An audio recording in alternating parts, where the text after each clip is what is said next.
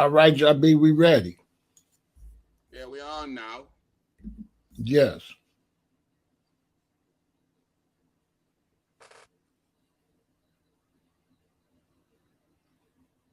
This is the Rastafari International Ambassador, and I'm here with my good hydrant fellow vanguard, King Pharaoh. And we're about to do a live Rasta breeze.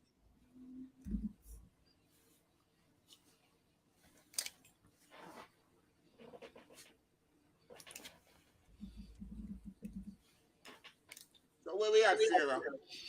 Everything's good, brethren. It's always a pleasure. Salute to you. I couldn't wait to get you over here. And whatever you want to talk about, let's make it happen. Well, listen, you, Pharaoh, you know how I roll. Because this is not really, I don't do interviews, so it's just one Rasta man, a reason with a hydrant, Right, like we in the prison yard. right. Uh, for me, the whole thing is a big prison, whether I'm in America or I'm in a UK or in Jamaica. The whole world is one big prison today. So this is how I treat it. There's no fear because the struggle have changed now where everyone are in prison. There's nothing you can do today that big brother is That's right. that fear, that big brother fear is what have we now grumbling and trying to go under some rock for hide and the rock a move from with. So there's nothing to fear right now in what's going on right now than just be yourself.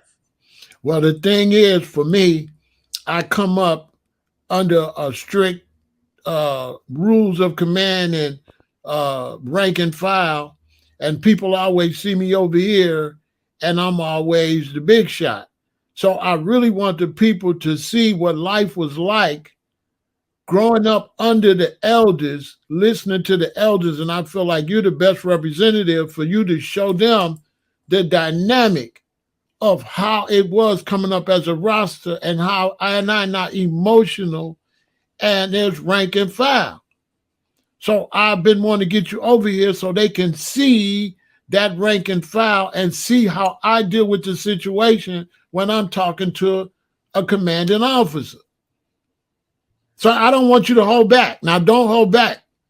But Pharaoh, you don't know Jabi now go hold back. If you ask the right question, that's how you will get it. Right. Listen, don't you see the last time I reason, yeah? Right. And I know you follow I.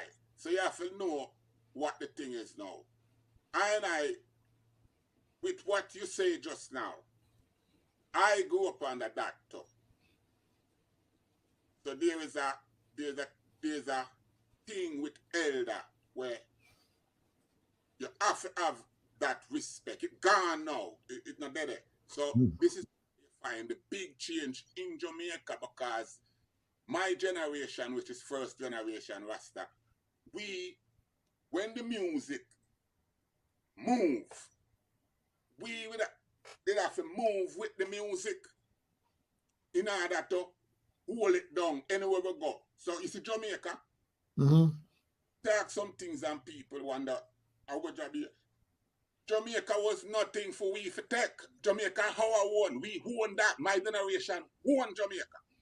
Now you second generation, right? Not first generation. Well, you see, we don't consider first generation Rasta to be planner, right? All them elders, because the generation before that, them never really, them get beaten and them get fuck around. Planner never get right. Planner who set it. Right. In 58, me born 1954.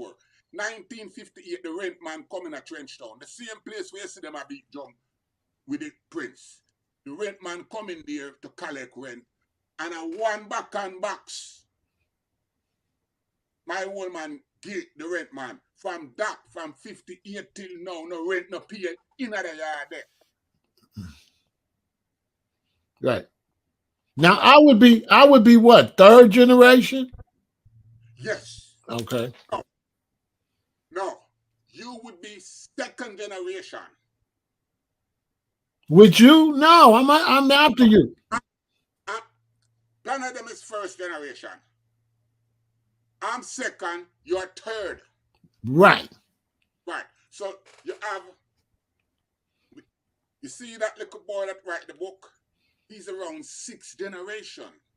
Right. So that's how it come down to.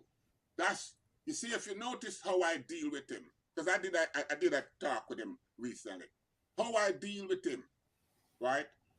And such man, I have problem with, if he's 6th generation, I have problem with the 4th and 5th generation. Because Sizzler them and Tony B. Capleton and that generation, them no face no tribulation. Them no go through nothing. That generation, they're not even Rasta baby. None of them artists where I say them are priest and prophet. They're not Rasta babies. They come from Christian background, and they come from Christian background, and they get good schooling. They are coming to Rasta from like, we can do it better because we're brighter. No knowledge, no teaching. So what they did is go around the elder them, and first of all, there's no humbleness in them. They got money and they go around the elder and they will see and hear certain struggle and then think right away with their money they can fix the struggle. Okay. So that's what they bring to the table, right? And by bringing that to the table, what they do is like try to make that be the ultimate, and then turn around and tell that and forcefully start by taking over. So them now listen to no instruction and declare themselves as priest, prophet, but all them do is entertaining. Right. So and the entertainment part of it is what bringing the money. Right. But they're not doing anything. So for example, when they travel out of Jamaica, they're not even moving people. You have to understand the original foundation. When you see Touch come America, it move a team. Dennis Brown, Gregory, they move a team, because if you notice, back in the days when entertainer come and tour, them come with them band, them cook, them everything, because this is how the vanguard move. Right. And then we leave vanguard in every city we go. We leave soldiers there to set up weed house, not crack up. Right. So that's how we find that at one stage, Rasta run the weed business. Right. If I come to America right now, Phil, I have no weed problem. I just set up my weed house and Babylon knows say Rasta that. Right. I mean, I forgot fight for no license no. Because weed was always a thing where, I already tell you about it, it was always regulated. Throughout my whole time in America, my weed house never get lick off. Right. Because there was always a legal amount of ganja that Rasta can have in them position. Okay.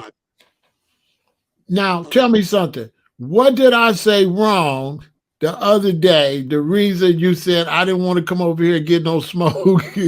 Now, come on, give it to me. Tell me what I said wrong. What happened? Listen, Where did I make the wrong turn at? What I do? let's keep it real. Right. The wrong turn comes from the fact that either star through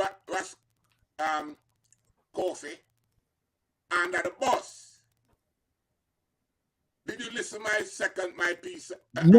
No, I didn't. I don't know what's going on. I missed all that. All right. So listen what happened. I'm glad you never listened. So when you do your piece, so you have to understand, you was wrong.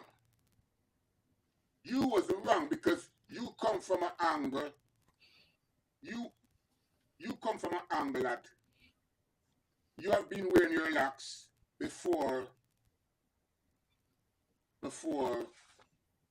I just want to get the suit and name proper. I don't want. Okay.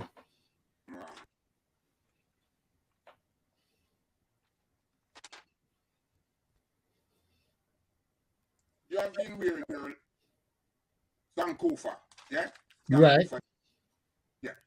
You have been wearing your locks from 1969. That's before Sankofa. 79. Yeah, 79. Right.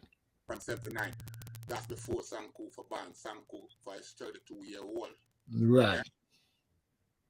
So you become devastated because the xenophobic inner you come out, you know. You think so? Yeah, a lot of Rasta is xenophobic though.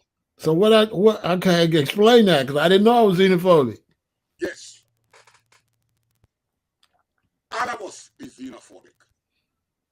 When me see Sankofa say, first the youth position was the same position, so you could have said the youth is a student of mine, because the youth have followed me for a long time, writing book, and I say, you don't have to be dread to be Rasta, you don't have to do all these things. Right. Yeah? Right. Now, when I see the youth, and this is the same thing with you, when you see the youth, the first thing come to your attention like, what? This little clean face, but why? That's the first thing. That's xenophobic. Why? No, I tell you why. When you see Leonard Owen picture or Claudius Henry picture or Gadman picture, you don't go into a here reflection. Right. But they never said what he said. So it's one thing for him to not have his dreads and feel he a Rasta. My problem is when he makes that announcement. If we got fake people with dreadlocks, we have people with dreadlocks that pretend they Rasta and not.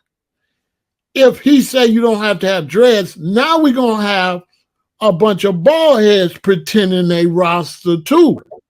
But he didn't say that. That's where the trap was set. He didn't say that. Who said it? I Just Star? I Just Star. Let me tell you. Oh, it's I Just Star.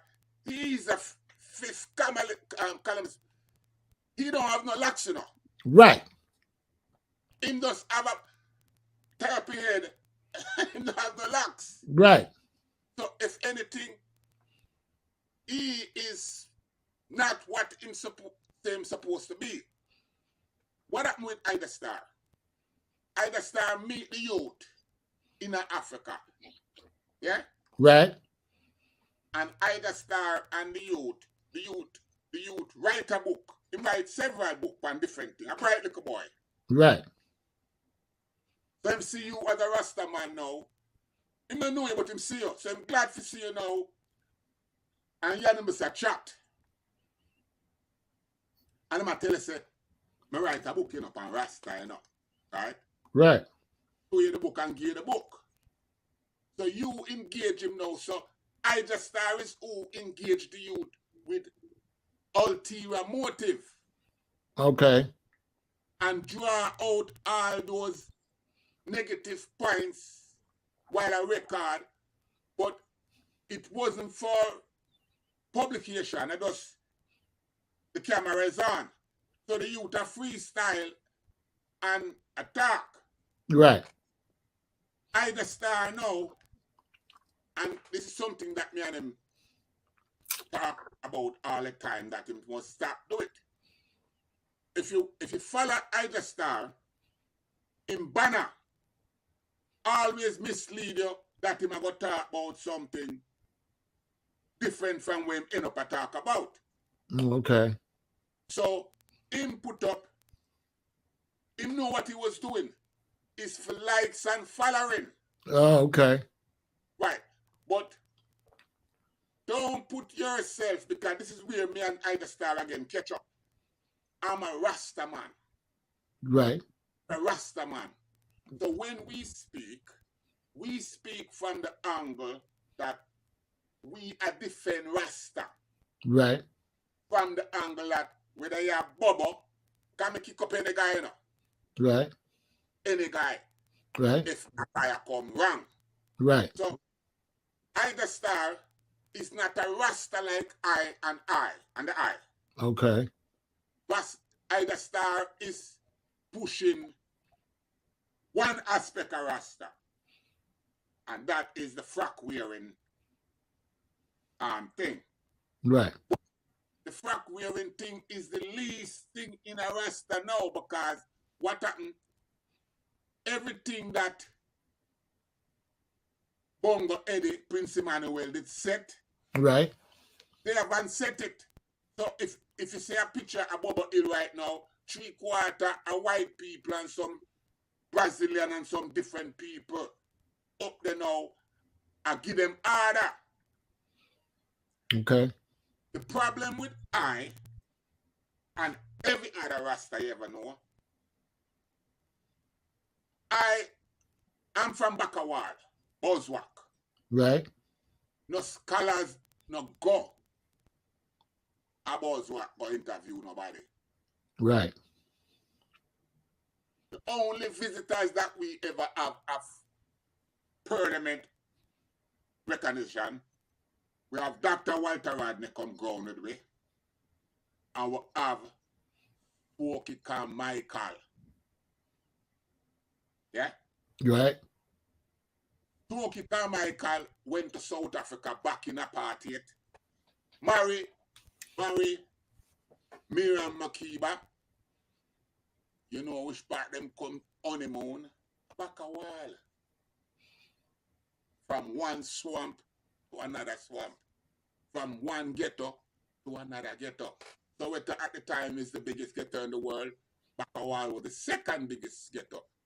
Can you balance the mindset? Right. Now, outside of that now, the geography of Jamaica, you have uptown and downtown. You have uptown start from Crossroad in Alpha Tree. Scholars don't pass Crossroad to come down. The biggest market in Jamaica is the person that uptown people don't go there. They don't mingle. That's back a while. That market is in back a while. Right? So, all the information that you're getting on Rasta, so these are things, again, that you have to understand. Everything that you know today about Rasta is the LGBT bring it to your attention. Okay. That's okay. It's not okay, Pharaoh. Right. That's why we're in the position we're in now, because we were always being manipulated, because every young man we talk to now, 3/4 of them never talk to no elder. Like, it's like when you talk to Kojo. Right. At the Rasta we see today, never talk to no elder, never get no guidance from no elder. Them get guidance from the LGBT alphabet people them. Now, here's where my confusion come in at. As a young Rasta, 79, 80, when I'm meeting Rasta coming from Jamaica, they are trying to teach me that I must look at myself as an Ethiopian. At that time, they didn't spell it with an E. They used to say Ethiopian, I, Ethiopian. So the concept was to tell me as a black man born in America that I'm not an American, I'm an African. Yes. So all the Rastas used to deny the Virgin Islands, used to deny Jamaica. They, when I was coming up, you couldn't call Kojo no Jamaican because they had a saying that I ain't gonna trade no little island, no continent for no little island. So I came with the concept. I was talking about elder Rastas that Rasta man was looking towards Africa and that the Jamaican culture hated Rasta. And then only when reggae got big did the Jamaican people start to embrace Rasta, but Rasta never considered himself Jamaican because I'm grown up in the time where they saying no matter where you come from, as long as you're a black man, you are African. So this is why I went in on Jamaica, because after time go, I start seeing Rastas identifying as Jamaican. Well, that's disrespect to me because you came here and told me to say I'm an African. So now when I see you and you're a Jamaican, I should have just stayed in Chicago with. Right. Listen, all this come about now. What if I was not Jamaican? Right. You was African. Right. For sure. Because For sure. I'm an African. Yeah. Right. I went to Africa. That's where the Jamaican passport. And Africa have to give me my passport. Right. That's serious. It was. That's why I hear me talk about brainwashing. Because I take this thing to heart. Right. So I want to be clear because I got a lot of people watching. Irie, that's not Jamaican, that's Rasta. Soon come, that's not Jamaican, that's Rasta. Move forward, I. All that was Rasta talk. Rasta didn't do tobacco, he did frontal. Because we're not go to the back. So now tell me if I'm lying. So now when reggae got popular, didn't Jamaican culture steal a lot of Rasta slang and make Rasta slang Jamaican slang? Now, the italic. There was a time when we used in the italic language. Right. The italic language, everything I. Right. Not no can. Everything I just. Right. I am fully versed in the italic language. Right. Technology. But if I start to talk that, I will just wreck up everybody. It's like I just talk now to. If I start to talk in the italic language, I'll be some like a very tight. Yeah, no one to know what you're saying. Exactly. Yeah. So that's would be codified. Even them informer can uncode me if we go down that road. Because this is how it is. Because I mean we had was communicating. So in the time that you are referring to, italic everything is Rasta run the thing because at the time everything up. That's when the revolution at its peak. Because you see you can't lick the music, you know. Right. You remember when Bob do Exodus? Right. The movement of Ja people. Right. Right. the movement of the people, you know, it wasn't Rasta, you know. The people is also black people. Right. Right. So you see, because the people is black people, Right. today, Rasta is xenophobic amongst them. That's why you have this notion now, bald, dreadlocks. But in the time where you 69, no emphasis never placed on locks from that locks. All you have to do is black and stay black. I agree with that. Right. So when we come America or out of Jamaica, we anywhere, any place we settle, we merge with the people.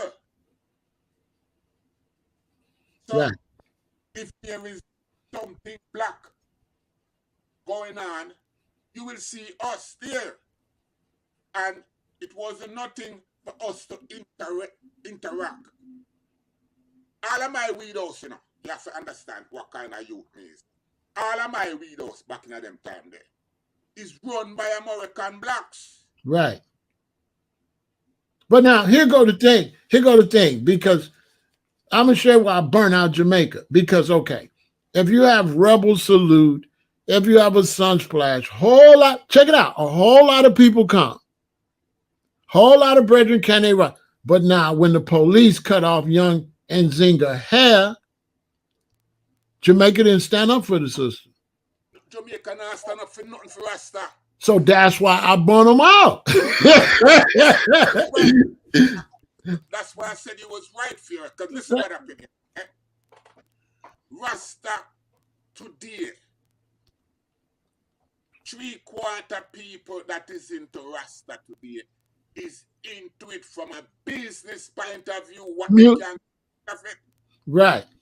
Them not put nothing in it. Right.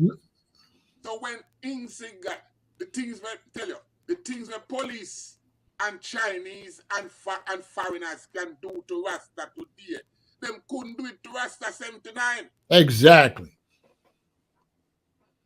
79. Police. You see, there was a time, you know, let me tell you, I'm not afraid to tell you. There was a time when reaction. Right. We have guns. So police cut off things in a year and a patrol down the street. We just take some pop shot at them. Right. Shoot them just in retaliation. Right. Time when we were like that, you know. There was a time when we were like that. Yes, I come up under right. Let me show you something.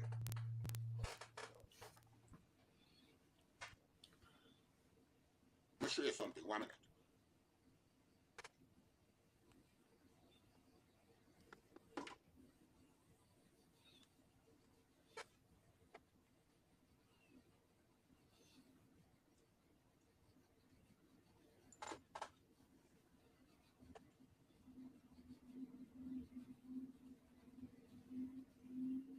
See this?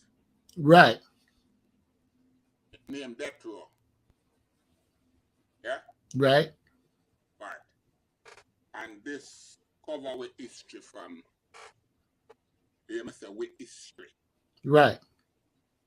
Then about a different set of vanguards. Now, I'm not xenophobia against brothers without dreadlocks, but the thing is this. I want to make this clear. See, you born in this. You might not got no dreads now, but you born in it. Just any guy can't just come with no haircut and pretend they're you. They're not you. Listen, they're not you though. I want to be clear on that. So we can't have it where any guy pretend he you. You paid the dues to be Rasta. You're just not no guy that just sit there and just say you know Rasta. You born in it. Now the guy that wrote the book, he not born in it. He not no Rasta. Thomas a Rasta. What dues he paid? Listen, this is no fear. You plan on son. So you can go to the moon, you're gonna be Rasta. No, listen this now. You see, I am not in conflict with what you're saying. Yeah, but other people watching, so I want to get them clear. Yeah, but yeah, and I did make that known, and I make that known in my podcast behind what, because listen what happened. Right now in the world right now, the only person where I take a stand, if you never know that, you is the only man I take a stand right now for Rasta. Count me. You too, though. Yeah. You know, but it's rank and file. So you are the hunger man. A long time you kick up Jamaica, you know. And nobody won't open their mouth, because I tell you how them dismiss you, because them I say, tell you, this when you talk, them dismiss you and say, you're a Yankee boy, that man. Them not know nothing about Rasta. You're right. I tell you that how them dismiss you, can't enough of my brethren them dismiss you like that. Yeah. Right? But you have to know now, I one of my prisoner brethren named Feed a Lion. Yeah? Right. He's a vanguard, Feed a Right. Lion. Right. He introduced me to you. Right. I have a whole heap of other prison brethren where they check out Pharaoh. Right? So the respect where you get is from a different generation. Them young generation now. Listen. This is that generation. Now listen to you, you know. Right. Them now listen to you. Because them hear you and I say, you're American. You don't know nothing about Rasta. Right. I tell them nothing. Now, when me first hear the eye, my ears jump when me hear say, Kojo. Right. And when you start speak about the time where you spend with Kojo, right, it tell me that he is one of I and I, because even if he was a normal Moroccan youth, the fact that you in a house with Kojo, because them time we're not friendly. You better know it. No, we're not friendly. Right. So when we take a Moroccan youth, where him can come in a house and sit in with it, because when him in a house and sit in with it, you grown into the fullness, because when I whisper around you. Yeah, I slept there. Yes. I lived there, yeah. Trustworthy, because you will hear what you're supposed to hear, what the average man can't hear. You're one of our youth. Right. So you is a home boy, just like I am a home boy to certain American youth. Exactly. I'm a boy. So That's it's right. that boy spirit me have that connect me to you and that connect you to me. Right. I don't have that spirit. Right. They go dream about America. They never set foot in America. But see, here's the problem. When the brothers from Jamaica say, I don't know nothing about Rasta because I'm American, they don't make sense because Rasta is Ethiopian. Rasta ain't Jamaican. Listen, Rasta is after Rastafari. Rasta not named after no Jamaican. So for all the Jamaicans that's watching me, y'all got it all messed up. Rasta wear red, gold, and green. Rasta don't wear no Jamaican flag. Jamaica don't got nothing to do with Rasta. Yeah, but listen this, Pharaoh. Rastafari is an Ethiopian word. Yes, but listen this. You see, you gotta know deep. But it's a fact. Yeah, but listen, but I'm not saying it's not a fact. Right. Balance out the thing. Right, but I know other people watching, so I want all the Jamaicans that don't know what I'm talking about. First off, I'm in Chicago. So I'm saying what I'm supposed to say in Chicago. I'm not a Jamaican Rasta. I'm a Chicago Rasta. Yeah, but see, okay, stand on that, fear. That's what you see. You're saying the same thing now. What I'm saying, but right? You are put in a conflict because the Jamaican Rasta, he must stand on Jamaica and that Jamaica. Yeah, but here go the thing. I'm around enough man from Trinidad, and the Trinidadian Rasta don't like how Jamaican Rasta are going. Hold on. They got to hear this. The Trinidadian Idrin don't like how the Jamaican Rasta try to act like they stand up on the thing and they run something from Rasta, because the brother from Trinidad is just as much Rasta as a brother from Jamaica, a brother from the Virgin Islands. Shout out to the VI posse, St. Croix, St. Lucia, Virgin Island. They just much Rasta. So Rasta's Jamaica don't run nothing. Rasta is African. Rastafari is African. It ain't got nothing to do with Jamaica. Now, Pharaoh, I just fire a whole heap of shot pan and kick with my little friends. Tell you that now. Okay, give it to me. Listen to this, Pharaoh. You see, you ready for the war? Yeah, let's go. All right. This is where the problems start. Right. Everything start down there, so. And we say Rastafari, not Rastafari say we. Right. But you came up here and didn't tell me that. When they came up here, they didn't tell me to look to Jamaica. They told me to look to Africa. So now I was, see what I'm saying? Yeah, this is where you're getting it mixed up. Again. So this is the point where we're going to have to hammer out now. Okay. In the dark days, I not known nothing about Haile Selassie. Right. The dark days. Right. And all the founding father, them never start off with Haile Selassie. Right. They have to know how Rasta come about. Yeah, but here go the thing. Jamaica is a place where they used to be Rasta. And Jamaica got to stand on that. Listen, I know they want to try to sell it like Jamaica's where Rasta started, but Jamaica's also where Rasta died, where Rasta was tied to the back of a car, pulled by a dreadlock, and beat and put in jail. So Jamaica hold that L. Jamaica got just as much a bad history when it comes to Rasta as a good history, because my brother Kojo did not have a good experience in Jamaica. He had a bad experience, couldn't visit his mother, couldn't do a thing. So for now, Rastas now to try to hold Jamaica like it's some type of Rasta heaven. No, Jamaica was a hellhole where Rasta was persecuted and killed. Listen, Jamaica is still a hellhole.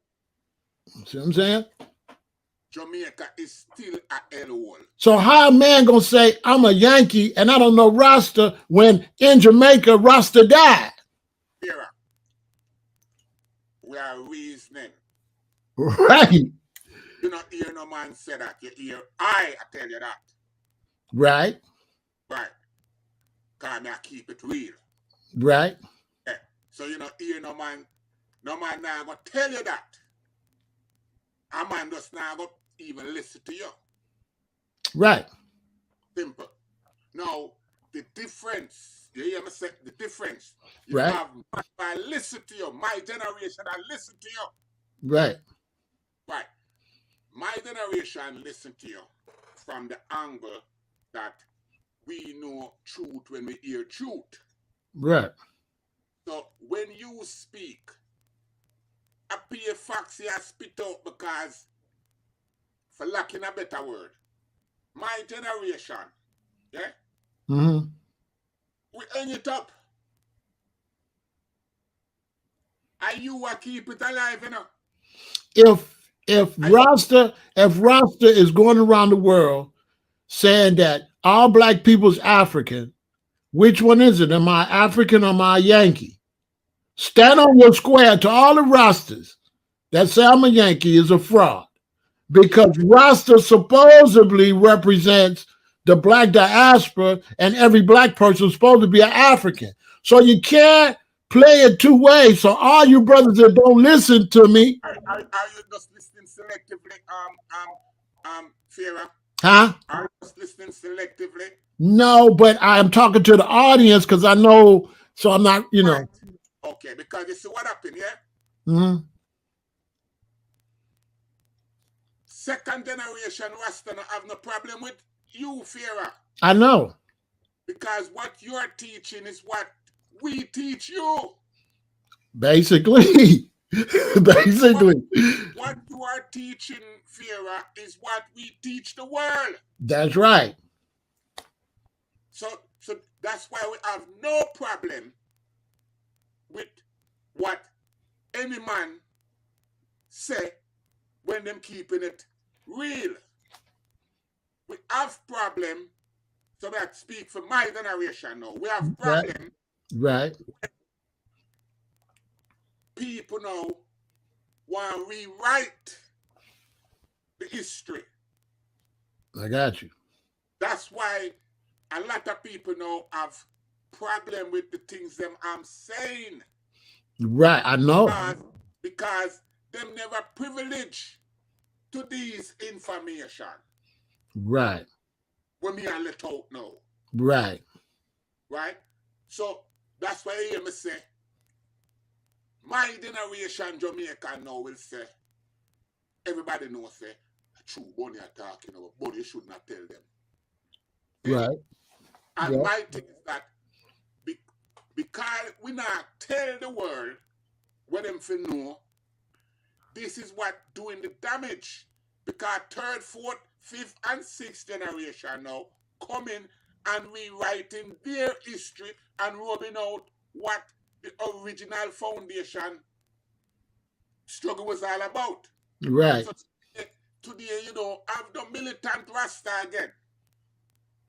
Everybody's Bible preacher and Bible prophet and all these things. Right. Right? So it becomes now, Rasta becomes a big church. It's a big church now. And everybody now is priest and prophet. Right. And everybody I get dream from His Majesty. And me never see His Majesty in my sleep yet. Right. Me neither. The whole vibration where we grew up is what can we do to move the cause? When I come to America, that's why Rastaman would have tried it for recruit you and others, because it's the black struggle that we are trying to unite back then to go forward. Today, Rasta only want to get your money. Okay, so this is something I want to say to the Jamaican Rasta, because I'm not just talking to you, we got people watching. There was certain brethren that would come and would see Rastas like myself and call me a Yankee. And now there's brothers all the way in Africa call you a slave. So you see what you reap, what you sow. So now, if Rasta and Jamaica don't watch it, South African Rasta gonna run things, and then they're gonna call Jamaican Rasta slaves. Now listen, me tell you something now, since you touched upon that. Let's go. Last night, yeah? Mm-hmm. I get a call last night from not a young soldier. I think this is a third generation Rasta, because he's six. The Rasta we called me last night was 63-year-old. My group, right. Right. So listen this now. Just listen careful. Normally I don't repeat certain things. Mm-hmm. This Rasta man called me from Tanzania. Yeah? Mm-hmm. And he had a Rasta man with him that was 74-year-old. Mm-hmm. The 74-year-old Rasta man went to Tanzania from 1986. Mm. Hear that? Mm. President Nyerere give this Rasta man and a next Jamaican man 1,000 acre of land for repatriation from 1986. You're right. boiled down to one of the man them dead, and this 74-year-old man still alive, but old and feeble now. The other partner that get the land, them don't get the land for themselves, you know. Them get the land for repartition purpose. Right. Like a program. Both of them wife is in conflict now. They're dead. His wife come back from England trying to sort out the land. The Kenyan and people them beat her and run her back to England. So here in England, I fight for the land from here in England. The 74-year-old man, the Tanzanian people them move on upon the land, and I fight him now for the land. Now, the 63-year-old vanguard is there with him by himself. On the land, it's a Rasta community. The community make up of over 30 Rasta. But out of the 30 Rasta family is only 4 Jamaican family. So 26 other family is Tanzanian family. The Tanzanian family want the Jamaican off the land. So now, that is one part of a struggle. We know that Bob Marley, them want Rasta off of the land too. And there is other, everywhere in South Africa, the baby in a Rasta, they have 4 million Rasta. And they came into, it's like how you come into Rasta through Kojo. They come into Rasta through Bongo Watto, who is supposed to be the ice priest in a Rasta.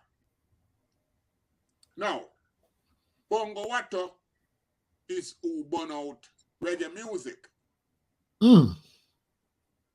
Bongo Time Son, who is Rastani, he came in one of my platforms, one of my broadcasts the other day, and he make a statement that, okay, you all is following Bongo Watto. But Bongo Watto, tell him whole family, him wife and him children, to cut them locks, because the only Rasta supposed to be in the family is him. See that? Wow. So, Rasta is a very complex movement, and today the South African Rasta, because they are 4 million strong, they are bigger than the population of Jamaica. You don't want to go to South Africa now, go live amongst Rasta. I speak it over and over that South Africa is the best place I ever live in terms of luxurious life. Yeah. But I never live amongst Rasta. Right. People have it off, Rasta people have it off, say, boy, I use that one of us because you never come live amongst us. I, again, try to explain, I listen what you say, that if and when the time come and we're going forward to Africa, we have to go with the army. Right. Because now, a lot of things that we are taking for granted here in the West, what you said just now, you stand by your square, you that Chicago Heights. Right. You think that is a normal or a light statement? No. Or is how Chicago do it? What you gonna do when you go into Africa? Erase your mind, erase everything you know. No, No, I'm gonna take Chicago with me. no, no, no. If you're gonna take Chicago with you, I'm gonna take Jamaica with me. Hey, but one thing they don't know, I'm a Jamaican too. So boy, them better not. That don't know, cause when I go show you Pharaoh, you a take Chicago with you, me I take Jamaica with me. But I did already live with you in the US. Hey, one thing they don't know, I'm an unofficial Jamaican. Boy, so You them better hold them corner for them pick up two con, you know. Them pick up two con, you know. Pharaoh, it's not you alone. Yeah, listen this now, Pharaoh. Jamaica, Trinidad, Barbados, St. Kitts, Montserrat, all these places are in the Americas. Right. So we are one people here in the West. Duh. We are one people here in the West. We want people. Right. If tomorrow we have to go, all you have to do, find a part of Africa and put we there so, and we will survive all together Yes. under the same culture. Yes. No problem. The problem gonna be is the African them, because culture versus culture. But if you're going as a normal man right now, and that you face, you know, you have to go deal with that. And that is what everybody will go in there and see it, come back and try to water it down and polish it and mislead other people. Say Africa sweet, Africa not nice. Right. So you can't be yourself. So it's nice. Oh, me forgot Africa and everything when me did ever know. Right. You have to drop that in order. When me come America, me never have to drop nothing for it. Me just find a corner and fly away the house. And you're good. I'm a good. Later on, house party I keep and me feel like me want to come to your house party. I come to your house party. I'm a good. Right. This is how we learn from each other. Right. Now, if you go to Africa, what you will see, because of our mindset, we will see and we will create opportunity that the average African man will not see in his country because of other reasons. Right. So you will start flourish because look on you, Pharaoh. You're that sound producer. Just imagine if you go anywhere in Africa right now and drop shop. Right away your studio kick off. Right. Because so much raw talent that come to you now that it's like you know have hand. Right. Right. So you will be successful. But while you become successful, you have some other people you know, and I say, yo, the Rasta, him too successful. Right. And bad mind set in and him want to come burn down your studio. Right. Or him want to come push up on you, tax you. Right. Or you know make no guy tax you. You have to go talk with to this. Right. You see? Right. So that's is now I have to get security. Right. Who say them people that can't come too close to you. Right. So a lot of people, because you have this brethren when I follow, go black to Africa. Yeah? Mm-hmm. Me listen program all the while, and some basic things where we take for granted. You see, the things them that you as a vegan right now are feed pan. You think if you're going to Africa, you can afford to live on these things? No, I'd have to grow it myself. Yeah. See? So we can't just to go to Africa, it takes a lot of spending. You have to have that. And you cannot, the have cannot live amongst the have not. It just not gonna work. Right. And you can't go in with your heart by your shoulder. Because people just take you for a ride. Now, you know, the reason I had been complaining is because coming up as a young Rasta, it seems to me like people waited until a lot of the vanguard is gone and now they talking crazy. Because you know yourself, certain things people saying, they not be able to say that in the 80s. It would have been problems. So now I'm seeing like the guy that wrote the book, like they would have burned him out. Like I ain't like I don't know. I'm still stuck in the past, like in the 80s. But you're not in the past. Listen now. Let me put a correction on what you're saying. You're not wrong for what you're saying. Don't it seem like that? Don't it seem like everybody's now getting kind of, you know, so certain things I never say because I'm staying true to the way I was bought into it. So certain things I just don't say because you're not wrong. And I'm here to tell you you're not wrong. Now, that youth would never even think to write that book in the first place. In 40 years ago. He would never. Right. Because the activity that was taking place was too hot. The fear that we had crossing certain line.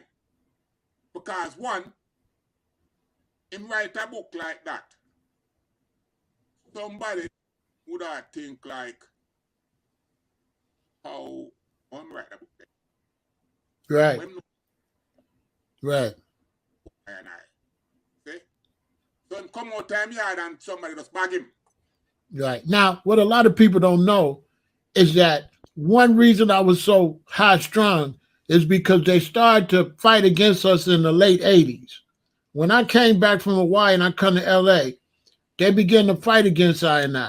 They started to push world beat. They started to play all this African music on the reggae show. They started trying to figure out how Europeans could be Rasta. They started dropping songs, you don't have to be dread to be Rasta. I always hated that song because that's true, but why make a song about it? Because now you're encouraging phonies. So you're basically saying anybody now can just say them anything. Listen how the problem come about now, Pharaoh.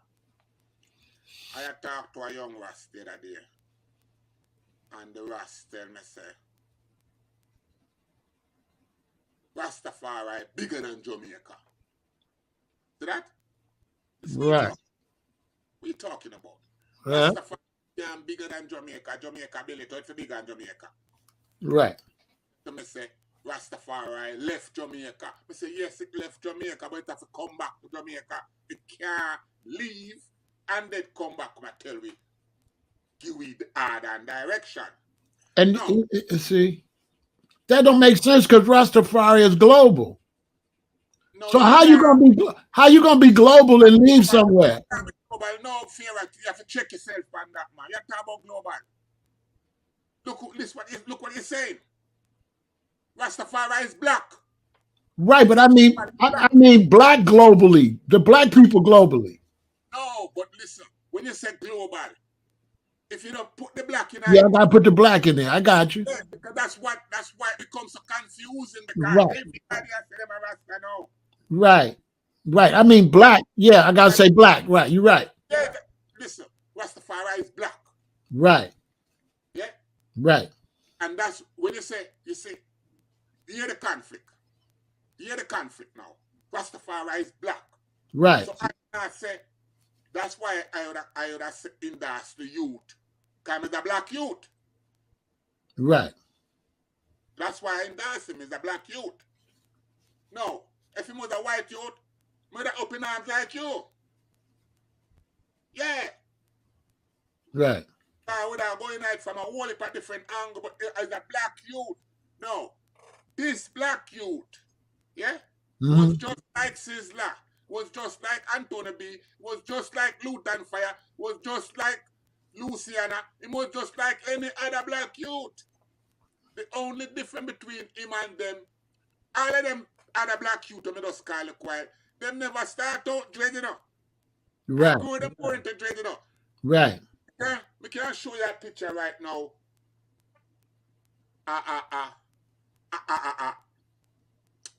Them name Juna Reid.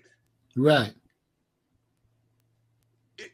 Every time Juna Reid see him embarrassed. Juna Reid head baller than mine and him face cleaner than the youth face. Right. In my kitchen. We have to know, I don't know what these little boys is doing to themselves. Look at Sizzla, Capleton, Luciana, Juna Reid. The whole of them look like whole man. Them a little boy. You don't realize a little boy, the whole of them. Right. Yeah, but I don't know what they do to themselves. Why them look how them look. So, right. Yeah, them a little boy, them, since about 1976. I just started by 1978, a little boys, them. And make themselves, level themselves. Themselves look so rough. In order, fit. I present now, when I present, them is little boy, them don't know nothing. Now, when you say Rasta global, we have to put clarity upon that. Right. Rastafari global because it's a black Right. thing. If you say, when a youth I say global now, and if I hear that tell you say Rastafari global, it might mislead you. Yeah, the point I was making though is how could you say Rastafari love Jamaica when Rastafari's in Jamaica? That's the point I was trying to make it. Like how it left. Like but that's the youth that the enemy said. How it left. I have to run him with that because it can't left Jamaica. How it left. No, it can't left Jamaica. That don't make sense. Yeah. Left, right? Is the world take on to Rasta now? The world take on to Rasta. Right. And now the world, because the world see Rasta becomes like dormant.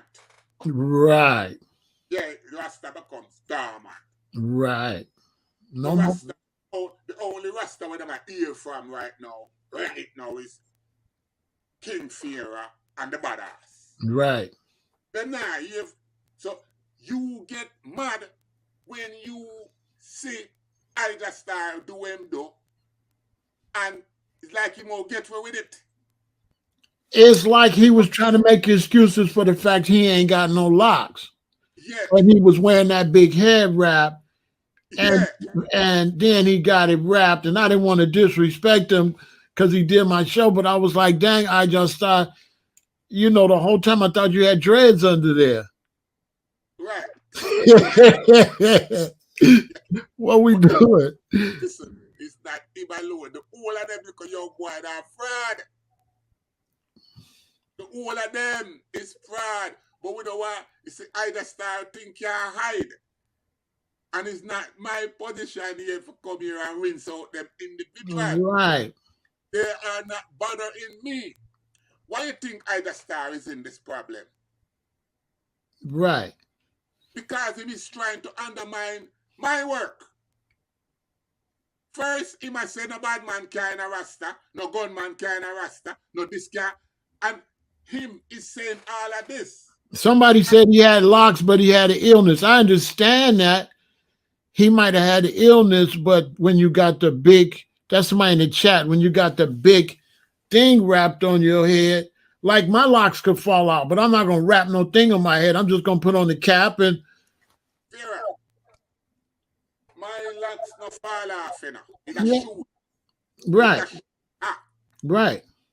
So when me shoot you, it's a bald man shoot you. Right. If me have on locks and shoot, it's Rasta shoot you. Yeah, but see, you don't count because you was born in it. So Right. once you're born in it, like if you're born a Rasta, a baby Rasta, you can't un-Rasta. How you gonna un-Rasta when you was born in it? People know, you see, you have that knowledge. But on the Asian Council platform, I have a million Rasta tell myself about go back my locks before I can come talk to them. Nah. You see? They talking crazy. So them now look and say you have man for different works. The works where me can't carry out right now, it's not for you. It's not for the priest. It's not for the prophet. Right. All these people. Right. So now, what a lot of people not relating to Rasta as a physical, real movement. Right. With different component to it. Right. So, Pharaoh, the point of this little youth now, I'm in this country from 1976, going back and forth all over the world and base here, yeah? There is a lot of elder before me, and there's a lot of elder that have children. This youth, he's not from a Rasta family. Right. But to me, the aspiration that I have for him, is the same way how you feel about Obama. Right. As one of your people. Right. This is how I have to relate to this youth. I have to make some real youth know and real people. I understand, but Obama, if he says a Rasta, I'll burn him. If Obama said he was a Rasta, I'd burn him. Hey, if Obama cool, long as he's Obama. But if he try to say a Rasta, I'll burn him out. So listen this though. So yeah, tell me now. Obama. Listen, me what that. No say Obama daughter. One and daughter. Right. End up with a Rasta. End up with my son then. Right. Yeah, my son. Right. And my son a Rasta, you know. Right. Right. And Obama daughter end up with one of my son. Right. Right.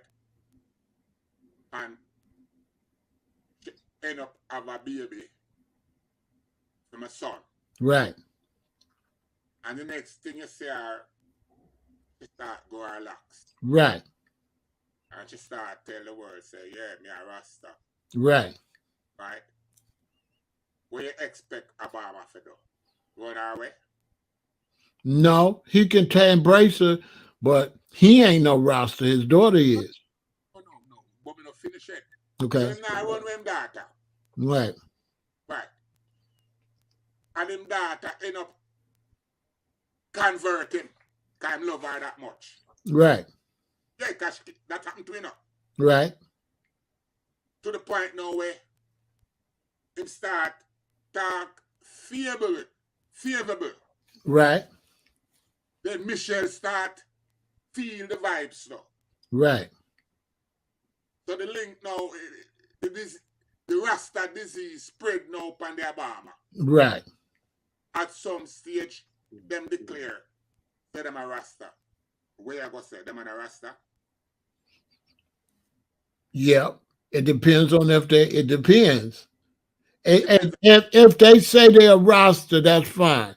But if they start promoting a certain type of thing, that's what the problem is. So I don't got no problem with the youth being a Rasta. I got a problem with him out there opening up the door for just anybody now with a haircut can just start saying they're a Rasta, because that's what he gonna do. He gonna open up because we already got. We already got, and then. But listen to this now, Fear. Be real now and Mhm. practical. Michelle is a lawyer. Right. Obama is also a lawyer too, you know. Right. Right. So you are tell me now, say, if them two people start embrace Rasta, them are gonna let go all them other knowledge. No, but here go the thing.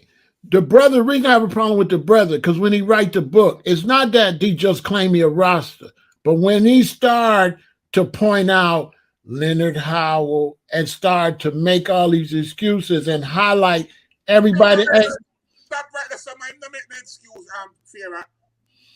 Him no make no excuse. What you know about Leonard Howell? Let's start now serious. Tell us what you know about Leonard. Leonard Howell is a bald man. Exactly. So when I see this brother, Don't make no excuse. He must show you say him is a Rasta just like Leonard Howell. And that he must show you. You can't take that from him. And that the man say, you know, him say my Leonard out, him a Rasta like Bedwood, Howell. Okay, but let's put the whole thing together. So if I see him, he got a book, and he's saying he a Rasta. Forget him book. Him say Hold on. He say him a Rasta. Yeah. Then all of a sudden I find out I just star ain't got no locks, and he was faking with a big thing. And then they together, it's gonna make me think of some kind of conspiracy. What am I? That's no. Me already. See, him never know say either star don't have no locks. Him just say either star beard. Right.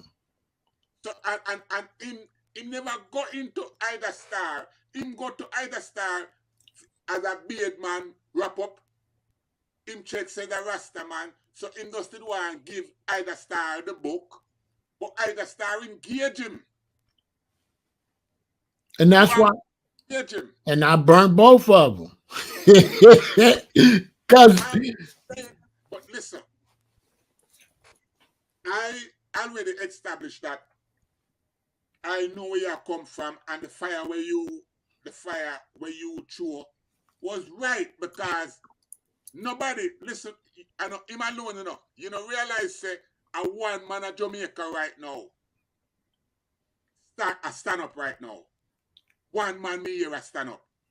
And a foot of hype, and him not have no locks. Here goes the problem. It's not just about locks or not. It's about overlooking all the brothers and sisters in Jamaica that was beat because of it. And so I feel like they belittle what the suffering that people suffer. They play it off. I'm hearing in Jamaica they saying, I bring that to the table. Him never do that. Yeah, but they saying when you put it all together, people use the word like long hair boy, long hair this. But the thing is, we must never forget the suffering. Because like I said, I came up under Kojo and he suffered. Hey, listen to this. Listen to this. We can't personalize the suffering.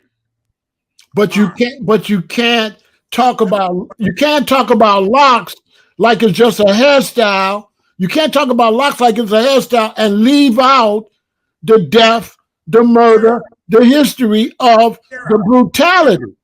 Vera, let me tell you something about suffering now, yeah? We not talk about no propaganda suffering, you know. And only part of suffering when you hear Rasta talk about the propaganda. Yeah, but the guy that wrote a book, he can get a job before me. Yeah, but that's not what we're going to focus on. We're talking about Rasta and suffering. Let me show you something. Mm-hmm. My generation Rasta vanguard, Right. see, we capture all, you know, much prison canteen, riot on in a riot through we. You know why? Why? Black American, nobody in the prison canteen. When we go in the mess hall, you know, in the yard over Right. there. Right. When you sell fly and it's slap up time, you're going for your breakfast. Yeah? When you reach the mess hall door, you find the line and go backward.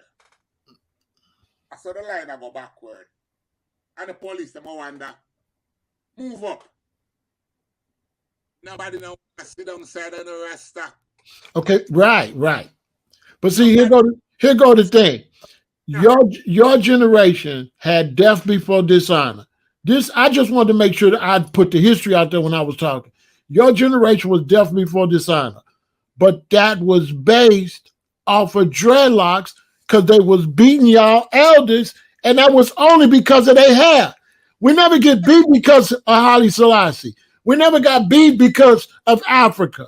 We never got beat because of our belief in Africa. We got beat because of the hair. Yes, but the whole thing, my generation, you know much police lose them life for that. That's what I'm saying. So now people, one way thing, and a one way like we just get abused. So they can't just, a historian can't leave that part out the story when they talk about locks. Yeah, but listen to this. And that's what I feel like dude is doing. I feel like he left the separation out. This Pharaoh, I'm going to tell you something now. Look how long you want me for this. Right. You know how long that you that try to link me? You know how long? A long time. Right. But I'm not friendly like that. Because I'm still guarded as to the things that I will say. Right. Not because you see me talk. I'm still guarded because there's still things that can't just come say publicly. Right. The youth send me a voice message, and the youth state how long he's trying to contact me, how long he might follow me too. Right. Now, you don't hear this. Ida Star hear this. That's why I'm going to Ida Star. Right. When the youth say, well, I'm right already, and when I'm right, but he's willing to update it as him get clarification. To me, this is a good thing. What you would like right now, I have already invited him that I will let my archive be open to him, and then I'm thinking about it. I said, do I really want to share this archive with anyone? Because it's in the archive. Right. At one stage, I did hold the archive as a dear thing. Right. But I put on a fine scoop and go look back at the archive. And I go put the spotlight on Rex Ford, A.J. Smith, Annie Palm,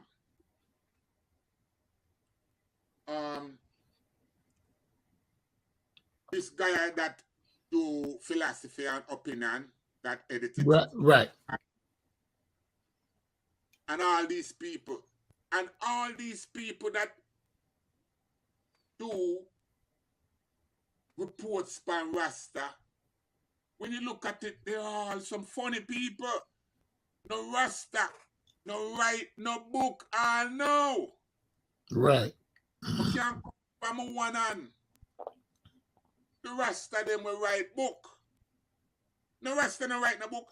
And one Rasta will write a book when me know personally. And it's their bones. You see, one reason I'm so passionate, a lot of people got to know this. As a young Rasta, when I'm in Compton and I go live with Kojo, and people don't understand that when you're around another black brother and you got your locks and everything, and he tell you personally the violence. That affects you. You know, that cut deep. Because I'm walking around America, I don't have to go through that. So with Kojo telling me personally of the violence, how they was beating them, that affects you. So I wouldn't be right if I didn't make sure I kept what he taught me and let them know the sincerity. Now, just don't say locks, because my brethren was killed, could have got killed for that. So they just, to me, they kind of just brushing it off like just a hairstyle. That's what get me upset. They're not dealing with the people that sisters and brothers was killed for that. So let's not just brush it off like just locks. It's more serious than that. But listen, this now, Pharaoh. My first son that born in this country, I think he's 46 years old this year. Right. Right. My first daughter, she's 45 years old. And is 8 of them that born in this country. The baby is 13. Right. Right. Now, so my first two child old and this young man. Now, my children, them, they take me for granted, Pharaoh. Understand? Badass, dad. Right. That's right. They born. Them a Rasta baby. Right. But them not think upon the level say there's a legacy where them come up in now. Right. Right. So for me, this young man is very brave. And it's for me, you know, to actually pull him in like how Kojo did pull you in. Well, here go the thing. That's why people need to watch this, because when I talk to you and he say good, then he good. Yeah. End of story. See, they don't know rank and file. Whatever my idea is, once I talk to a superior general and you say good, case closed. Am I right, Ross? Yes, because what I'm now, Case closed. I have a duty now. Remember, you know, the greatest thing that I hear this youth say, that's when my ears jump. Right. Him, I tell the world, say, him a Rasta. How he becomes a Rasta? And me, to make him in a Rasta, and he make himself in a Rasta. Yeah, but compared to what what you went through as a kid, he's an easy roster. No, but you see, me now look on it from that. Yeah, but how can I not? I'm old and my elders got beat. So I'm older yeah, than he's you, Pharaoh. I'm older than you, Pharaoh. That me say, I look on it. Remember what I said? When I was a youth, I grew up. You went through it. Not only went through it, I hear the elder them talk. Right? Mm-hmm. And if me say something, the elder would I say, me could hear what Bonnie have to say. See? Right. So, them give me a hearing. Right. When me say what me have to say, it might be one of the dumbest thing. Right. But they let you say it. Right. But they make me say it. And then the next elder will say, then Bonnie, if you feel you can't do that, man, go do that for you and I. You see, so them give me the okay. Right. Enough okay me get enough. Right. All me is, my mind work a certain way. So me we hear you talk and my mind does tell me, say, that's the problem. So why stop you from go do it? Right. You see that? So right away, you're going to know, say, yeah, man, are ready to go do it there. For example, time is a problem. Time is a problem. Right. And when I can't fix time problem for you, man. See that? Right. Nobody not ask me, oh, you know. But me just say me can't fix that problem. Right. See that? I got you, Ross. And them say, go fix it. And it get fixed. I got you. So we don't have no problem with Tom again.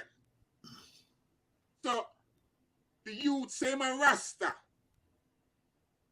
And me hear how the youth articulate. And that me hear, you know, how Right. him say it and how articulate him is. And I say, wait, no man, the youth are good man. The youth are ready for some work. Right. But Him can't work without him have elders now. We need for harness him in, bring him in, and put him back out. To serve okay. I would like to know, say, that youth one day become somebody, a senator or a councillor, and in with the in crowd, but him can't say, just like how you can't say, my elder was Kodja Brown, him can't say, Badass was my elder. Right.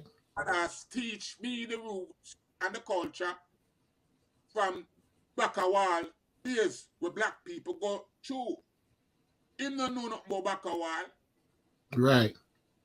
Him need to be schooled. I understand that. Him is a Rasta right now out of music and out of some misinformation that him decipher when we about. Him never get a button stick lick yet. Him never forget a button stick lick. You know what? This makes me think about Kojo. And he would agree with you because coming up as a Rasta in Chicago, when I would smoke chalice with the Rasta, everybody was Rasta. But when I lived with Kojo, he was smoking chalice with the regular people in Compton. And I had never seen that before.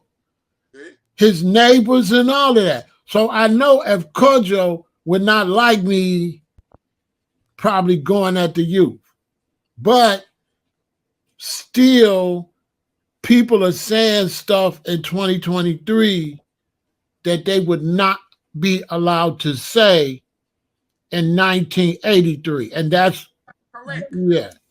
That's correct. But do you realize that Kojo was a real military man? So see, I got somebody in my chat right now saying you don't have to be dread to be Rasta.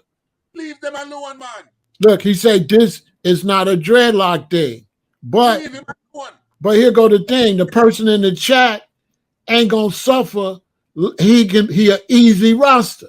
And I'm gonna stand on that. Listen, the person in the chat's an easy Rasta. He didn't get beat like Kojo.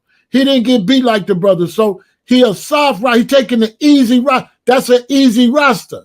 Because now you can walk down the street and you ain't Rasta. And you can get on here and say you Rasta, and then you can walk the street and not be Rasta. But those of us with locks, we can't turn it on and turn it off and turn it on and turn it off. We Rasta 24/7, 365.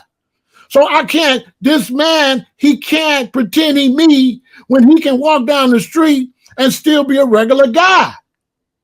He's saying he Rasta, but that's something he got to confess out his mouth. And that's why I got the problem with, because those of us with locks, our mouth, we ain't got to say nothing. So now this guy, he not a Rasta when people see him. So if you stand this guy up here to say, you don't got to have locks, and you stand him outside, and you stand me outside, guess who's going to get discriminated against? The one without locks or me? Me. Fear. The situation is that Kojo take all the beating, so him can't come say what him I say. I already take all the abuse.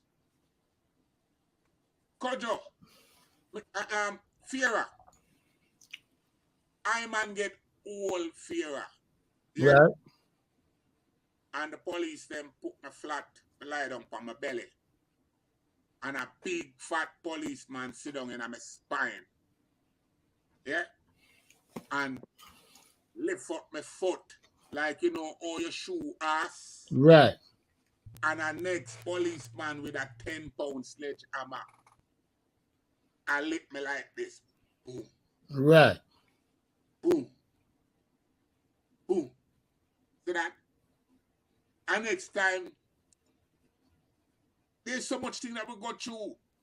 These things today, Rasta, our people in general, will not go through. Those were the dark days when police could have hold you and do things to you like that. So that's why you can't have a song now, you don't have to dread to be a Rasta, because Rasta now get no beaten again. If Rasta is still get beaten, you wouldn't have so much dread. You don't realize? Yeah, but I get beat because I can't get no job. And this guy that's saying he could get a job.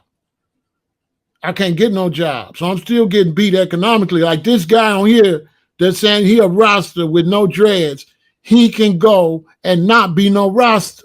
I know what I'm saying. He could be a Rasta when he want to be a Rasta. And then when he go out in the world, he could be a regular guy. So I can't let him compare himself to me. He not me. I can't turn it on and turn it off. If I wear my coat over where you can't see my dreads, people treat me different. Like people treated you different as a young Rasta than they treat you today. That's a fact. Mira, I tell you something about I now, yeah? You don't see no dread for me right now. Right. Because you're blind. Because you had them. But what they a lot of people miss. Mira, listen again. Okay. I see no dread for me right now. Yeah? Right. But anywhere me go, right now, people see the dread. But things was worse for you when you was younger with the dread than they is now. Change for me, Pharaoh. Nothing no change for I. It's not just the locks alone that make you be a Rasta. No, but I'm not saying that. I'm saying the locks bring sufferation. And that's why the young brother got to talk to me to write his book. We know you don't need dreadlocks to be a Rasta, but locks bring sufferation and separates you in the white man's system. It identifies you as a radical before you open your mouth. When you grow this hair on your head, and soon as I come outside, I'm identified right off the top. If I cut my hair, I can sneak all through here. If I cut my locks right now, I could be a different person. But that's you, Pharaoh. I'm telling you now that the tribulation that me bear, yeah, I'm still bearing it right now without locks. The discrimination that I would have bear with locks, not having no locks, me still a bear it. Because you get the black discrimination. Huh? You get discrimination for being black. Right. But I get discrimination for being black and having that. I get both of them. Get a double whammy. I get the double. You know, so it's not that I'm not saying that you can't say you're a Rasta. I just don't like the way people underplaying the sufferation of locks. They're playing locks like it's just a hairstyle, but locks is a war. That's why I got a problem at. Locks can be a war. Locks is definitely a war in the white man world. And in Chicago, a white man, y'all listen, in Chicago, a white man must keep his hair above the ear. A white man cannot grow his hair long. In a job market in Chicago, if you want to work for a bank, you want to work at some of these big companies, they have a dress code for even a white man. So that's why when you see these white dudes with this long hair, they have to go work for themselves. They won't let them in the system. That's a fact. A white man can't even be in the system with long hair. Show me any commercial of a white successful businessman with long hair. You'll never see it. Here, the reason comes down to is like I just ear and the locks we're talking about. And I mean, your position is clear, and I know that you get discrimination because of I hear you can't get a job, so you have to create your own job. So that is a point that is made. Now, that's all we're going to reason about. No, because if we got fake rosters with dreads, imagine how many fake people we gonna have without them. Hey, John Bunny, if we got a bunch of fraudulent rosters with dreads, once we open up the door, Pharaoh, we never open the door. The door already open. Batman have locks, Sodomite have locks. okay, Have locks. that's fine. If you want to be, listen, if you want to be a baddie man with locks, fine, but you can't be no roster. Without locks. No, you can't be no baddie man roster. But you can't tell a difference about the man with locks living from Okay, that's what I'm saying. That's what I'm saying. So now, if a bald head baddie man can be a roster, that's a double whammy too. Because now, hey, listen, this is just a joke. Hey, pretty soon, so now the baddie man, he ain't even going to grow locks. He can just. Batman Rasta being a grow locks. You understand what I'm saying? No, I tell you, Sodomite and Batman, 3/4 of them have locks. How do you differentiate? Because I tell you this, if you're a baddie man with locks, you still ain't gonna get a certain job. That a straight man without locks could get hired before a gay black man with locks. That's a fact. I don't know that enough. I do. Here in America, there's a dress code. You have to shave. They run commercials. They run commercials all day. Electric shave, chic, the best the man can. In America, you're supposed to shave. You're supposed to go to the barbershop to be a good American. To be a good American, you must go to the barbershop. You must shave. They selling shaving cream and shaving products all the time. You must put on your shaving lotion to be the proper man in the Babylon system. You must cut your hair. That's a fact. In Jamaica, that's not the law. In Jamaica, the same way. That's why they cut the sister's hair out. No, man. They cut Zazinga's hair out. No, man. The police cut her hair off, and the police cut her hair off. Don't mix up the thing now, fear, man. You confuse people, man. You know what I'm saying, though. You know, listen. No, but fear. Let me make myself clear. I'm not saying you can't be a roster. That's not what I'm saying. I'm saying don't diminish the sufferation of the locks.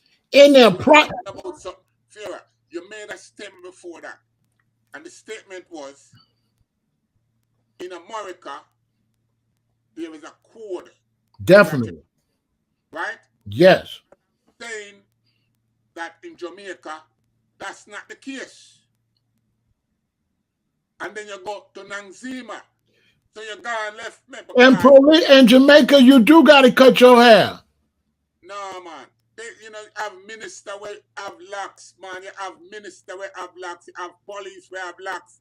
Here, listen, here we got certain people to get jobs and stuff like, but the basic European statute around the world is clean shaven and barbershops. A barbershop is one of the biggest businesses in America. Razors are being sold crazy. Combs, brushes, combs, scissors, and haircuts is a huge industry in America and around the world. And all of the most successful people got haircuts. Yeah, but what I'm saying, Pharaoh, yeah? Right. What I'm saying is that in Jamaica, right, where Rasta originate. Right. Rasta man is in every part of society down there. Then you go to Nangzima and Nenzima haircut was a malicious act. Right. That wasn't Jamaica act. That was a malicious act in a liquor station where some police take it upon themselves to do that. That's not the norm. It's not the norm. And you have to understand now Jamaica culture, because Jamaica is not the same like 40 years ago, 50 years ago. Yeah, but see, I'm coming up in 1970. Police now by America. I come up in 79, 80, where you see Rasta. What they want to do is now you got to announce you a Rasta. So now if you can have a haircut and be a Rasta, you got to announce it. You got to tell me a Rasta. I come from the area where you see Rasta there. No announcement. But no, you can't see Rasta now. That's the difference. You can't see Rasta now. Well, it used to be. Yeah, but you can't see Rasta now. When you see a man with locks today, he could be anything. Yeah, when you see a woman today with locks, she could be anything. So you have to announce now, say a Rasta today. You have to announce it. Right. So that's what the youth do. The youth announce him a Rasta. So what the difference? You can't have no locks. Yeah. Right now with locks, where if you say Rasta, I'm telling you, me and a Rasta. Okay, I got you. Yeah. I got you, but I don't have no problem with him saying he a Rasta. I have a problem with them diminishing the history of the sufferation. People talking about locks and erasing the history of the sufferation. Pharaoh, the problem with this now, you need to listen to the youth make a reply to the Ida Star thing, you know. Right. You use my platform to make that reply. Right. But you haven't listened to that as yet because you're up all night from last night, so you don't get around to that. I'm going to check it out. Yeah, so when you check that out, you're going to realize now, say, the youth admit, the youth not in denial, him admit, say, and point out, say, is Ida Star misuse? Yeah, so we're having now a conversation that is getting, because the youth already say him need guidance. The youth that follow you too, you know. You're right. Yeah, the youth that follow you too. And that's why me make sure say me put that out so you could get to see. Okay. Well, if you're watching me, young brother, and you want some guidance, get out the barbershop, throw away the scissors and the comb. I'm still on the same, I'm still Rasta, I'm still, since I throw the comb away, I mean, I change. Well, I'm not going, hey. But listen this though, you are advising, you're confusing now, because me, I embrace him how it is right now. And if you embrace him, then it's good. Let me embrace him. Listen, you know how me is. Me I embrace him until him become disobedient, then me renounce him. Right, you're doing right. I mean, if you see something in him, it's not for me. Listen to this, Pharaoh. It's a big giant step that you take. Right. And yeah, so we have to embrace him so we can bring in other youth. I agree. But at the same time, too, somebody got to be the same way. And all I'm doing is just being the same Ramesses. Yes, and I know that. Yeah, I can't change. I can't change up. And that'll be phony. I gotta be the same way. Yeah, but Pharaoh, I am embracing everything you are saying as my brother. The only difference that you're in Chicago, US. Right. And I am here with the youth. This is the first youth me see. Right. Here at the first youth me. I'm so happy to see a youth. I do not look down on brothers and sisters because they don't got dreadlocks. They still my brothers and my sisters. So he's still my brother. So I'm not going to look down on him. But now when you say the word Rasta, special thing that. Special. Now the world might be accepting a new Rasta. But me, coming up under, well, the Rastas I come under, me not accept no new Rasta team. Yeah. Bonnie Judah. Did you watch the interview with me and Bonnie Judah? No, I didn't get to catch it, Ross. I got to check it out. No. Bonnie Judah is one of my second to last daughter, you know. And we did that interview over nearly a year ago. Yeah? Right. Her interview with me, people was able to see Jaboni, a softer side of Jaboni. Right. Them was able to see the fatherly side of Jaboni. Right. Right. Now, if you catch Bonnie Judah is just like any other young girl. Right. Right. Now, Bonnie Judah she want to become a rap artist. Right. You know who is your inspiration? Who? Spice. Okay. Right. No, that is my daughter. How am I gonna deal with that? Hey, none of my children got dreads but my youngest daughter. Right. But none of them can't say they Rasta. They can't say they're Rasta. Nah, they gotta be Rasta. Huh? Right. Because they gotta be Rasta like they daddy Rasta. They can't be no new Rasta. Oh, Daddy. Hey, listen, when I do the new Rasta, I still do the old Rasta. Hey,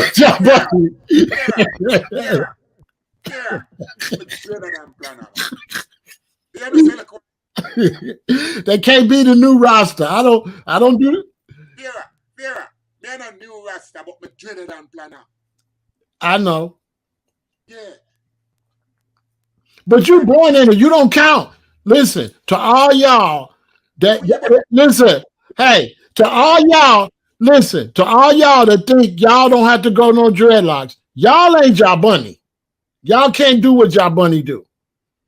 Jabunny born into this. Can't no new guy bond and carry yourself like you and hold the respect you own when they didn't pay the dues you paid. Let's talk about that. You don't got no dreadlocks. You did all this time. You did all this work for Rasta. How some little boy gonna come and not have no dreadlocks and say him is a Rasta like you? Him not no Rasta like you? Not say him a Rasta like I. I'm telling him he's not a Rasta like you. No, he must say him a Rasta. He not say him a Rasta like Gabon. He must say him a Rasta. Yeah, that's what I said. He must say him a Rasta. He's a Rasta when he announces it, but when he walk down the street, he's just a regular dude. You gone somewhere else again. I him say he's a Rasta. No. Bonnie Judah, my daughter Bonnie Judah, you want to be like Spice. You have to tell me say she no Rasta. She by night with her. She by night. That's your daughter? Yes, Bonnie Judah, yeah. Okay, she get a pass. Dude ain't your daughter. Dude ain't your son. He don't get no pass. Who's his father? Who's dude's father? Because his father gonna have to be somebody for him to get that pass. Yeah, no. Hey. Dude is, remember what I said to you, say not listening. Dude is just like Sizzla. I'm just kidding, man. I'm just kidding. Dude is just like Sizzla, Capleton, and Tony B, and all these Rasta that say make them is priest and prophet and whatever, messenger. Dude is just like them. None of them Rasta the Rasta. Them parents are no Rasta. I don't have a problem with him. I have a problem with the door he's opening up. He's opening up a door that a bunch of fraudulent people gonna come. They're gonna be Rasta for 2 or 3 years. You're going too far now, Fear. It's the truth. You're going too far. Listen, spot me there. So maybe you're gone left me. I'm at the place now where he is opening the door for a lot of youths. Rasta need to start a track. You know how long Rasta stop a track youths? Right, because the youth want to be able to come into something easy. Yeah, but listen. Rasta is easy today. Talk to them for a minute. I'll be right back. Talk to the crowd. Rasta is not hard today. Rasta reach a stage now where all the hard work have done for them, for the youths them now to come in, where 3/4 our youths now embrace Rasta because to them there's nothing. I am happy today to see a young 32-year-old youth not have Rasta parents and actually take it on to himself to say he is a Rasta. To me, this is a beautiful and a first, and we can't beat down youth. We have to now make sure him get the proper guidance so him can open the door for his generation to embrace the Rastafarian culture, the black, a part of the black culture, and actually make presentation on our behalf. Vera, Yeah. this youth, as far as I'm concerned, is a blessing to Rastafari today. Because in Jamaica, where Rasta originate, you have a whole heap of young, bright youth that is Rasta, but them don't have no voice. Yeah, but when I was coming up, if he would have went around Kojo, say you ain't gotta have no dreads to be no Rasta, and Haile Selassie ain't God, Kojo would have cussed him. Because Kojo, listen, Kojo told me, I said, Kojo, this brother got a thing with 10 things to be Rasta. He said, no, it's 3 things to be Rasta. Haile Selassie, God Almighty, Ganja for the healing of the nation, and Africa for the Africans. This is what I was taught. Right. But today, if Kojo was here, he would have to change up him talk too. Maybe. The problem, listen to this, Pharaoh. The problem in a Rasta, yeah? Now, this the thing. If he teach me something and then he change it up, how I'm not gonna look at him crazy?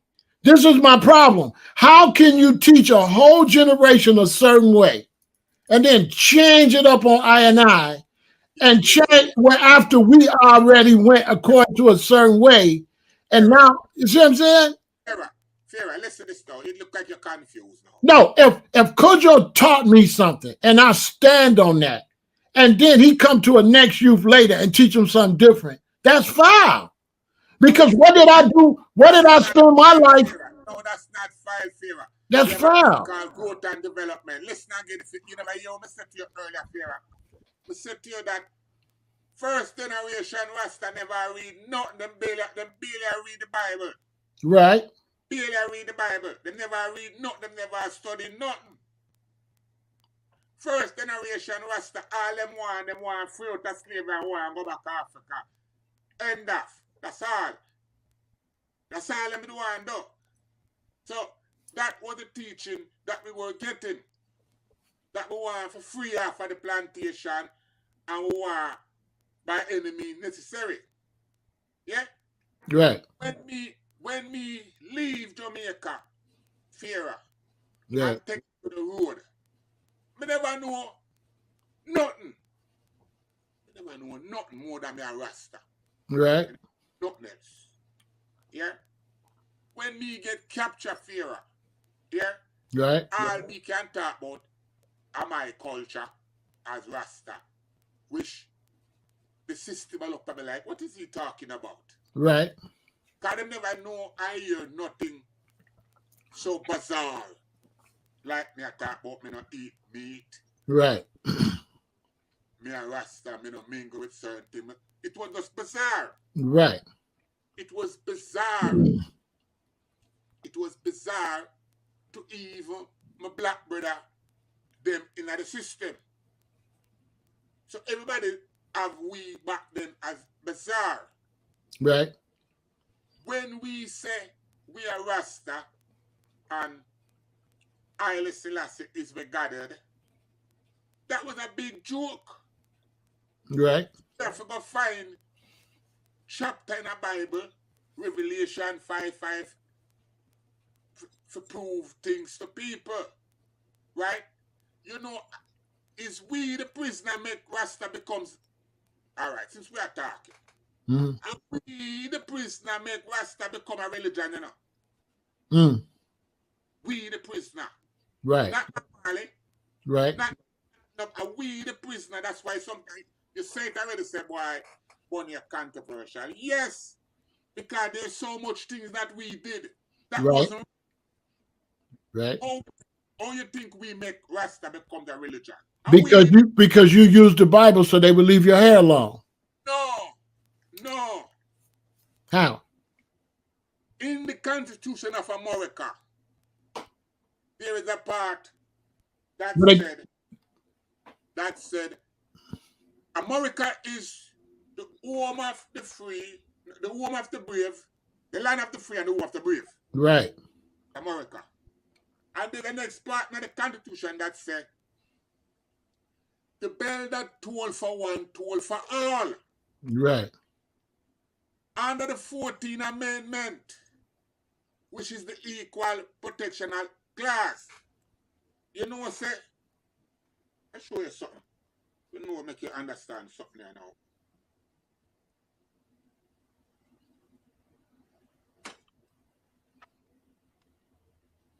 Show you how much we love America. You see, to me, they can turn Rasta. You see this? Uh-huh. What it say? Say law dictionary. Right. Mm-hmm. This is Black Law Dictionary, 2nd edition. Right. Why am I showing you this here? You see this in the back, yeah? Mm-hmm. Look. It's the Constitution of America. I have the whole Constitution, yeah? Right. Top rights. I mean, I tell you now how we, because people see Rasta becomes a religion, and I'm responsible for that. Okay. How did this happen? In the prison system, we couldn't just tell Babylon, say, we have rights. We'd have to tell them, say, Rasta is a religious thing. Right. In order to get the rights that the religious. Right. Right. Tell them that. Right. When we tell them, say, Rasta is a religion. Right. A bill, we build up that, you know. Right. Because we couldn't get the rights outside of that. Right. That makes sense. In the prison system, the Muslim have them rights to do what they want to do. Right. The 5%, Yahoo, Israel. Right. I mean, everybody have them rights. Right. The only way we could have get any rights, we'd have to tell them, say, Rasta is a religion. Right. When we tell them, say, Rasta is a religion, them want to know who are we priests. Right. Right? So we have to create priests. We have to create priests. Right. That's when Kojo come. Right. That's when Kojo plan and send Kojo come. Come talk to me. Yeah? Mm. And the dark one, Dr. Mm-hmm. B. Dr. B. Kojo and Dr. B. Konya, Sister Desta, they come sit in with I and I. And we program them to go back now and Kojo back. Kojo come on a fact-finding mission. Come deal with I and I. Right. So when him dep on the fact-finding mission, that's when him connect with all the I.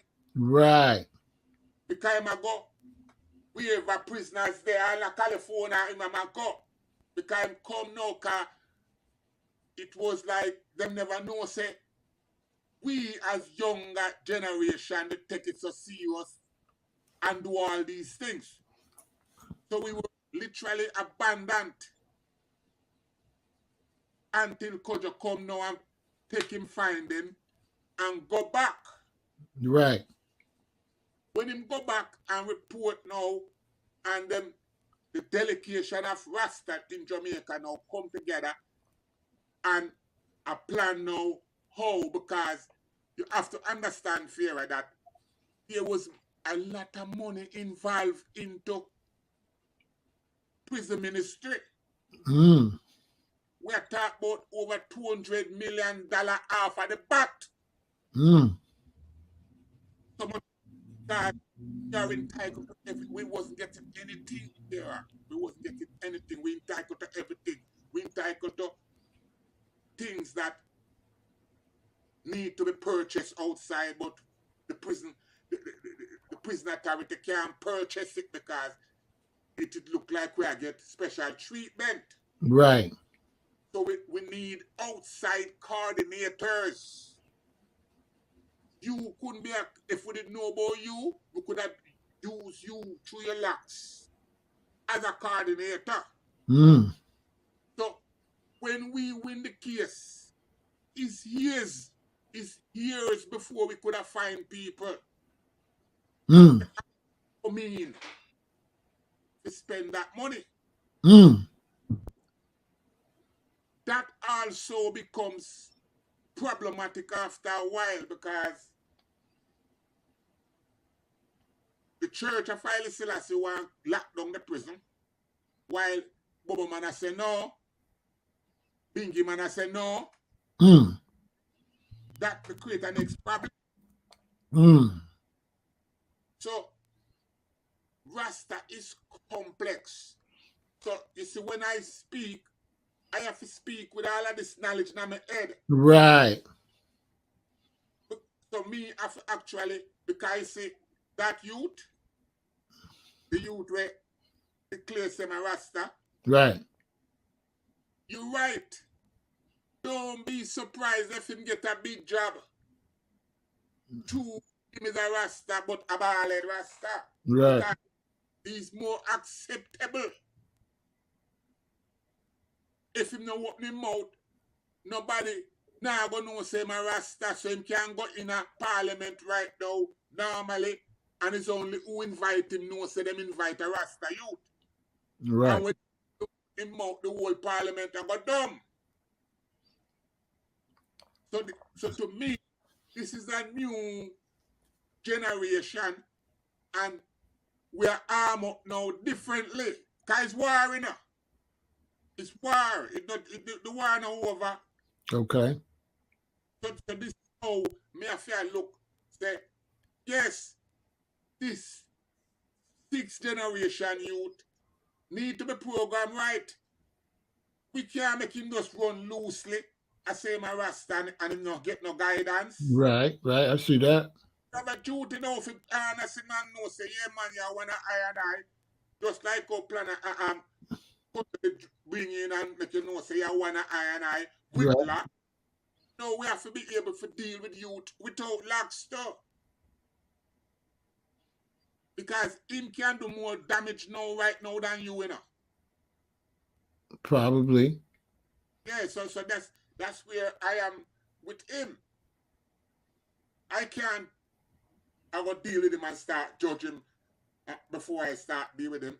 So either start discover him, but either start jump the gun, can throw him under the bus. As it discover him not explore him, not do no exploration with him. I understand what you're saying. I understand. If me have to go put him through the drill. Some things them I go pass, some things them I go fail. But me not expect him to be like me. Right. Not expect him to be like you, because we have come from a different time when your attitude, you think your attitude new? You think my attitude new? My attitude every day. One thing that's different about my attitude is over the years, I've seen a bunch of Rastas that ain't Rastas no more. Yeah. So then if it's a bunch of Rastas that ain't Rastas no more, how is all these bald heads gonna stay Rasta? A lot of them ain't gonna be Rasta no more. So there's no guarantee that this guy gonna be Rasta that long. Because it used to be a time where if you was Rasta, we seen you as Rasta, and then when you wasn't Rasta, you would trim, and we know you're not Rasta.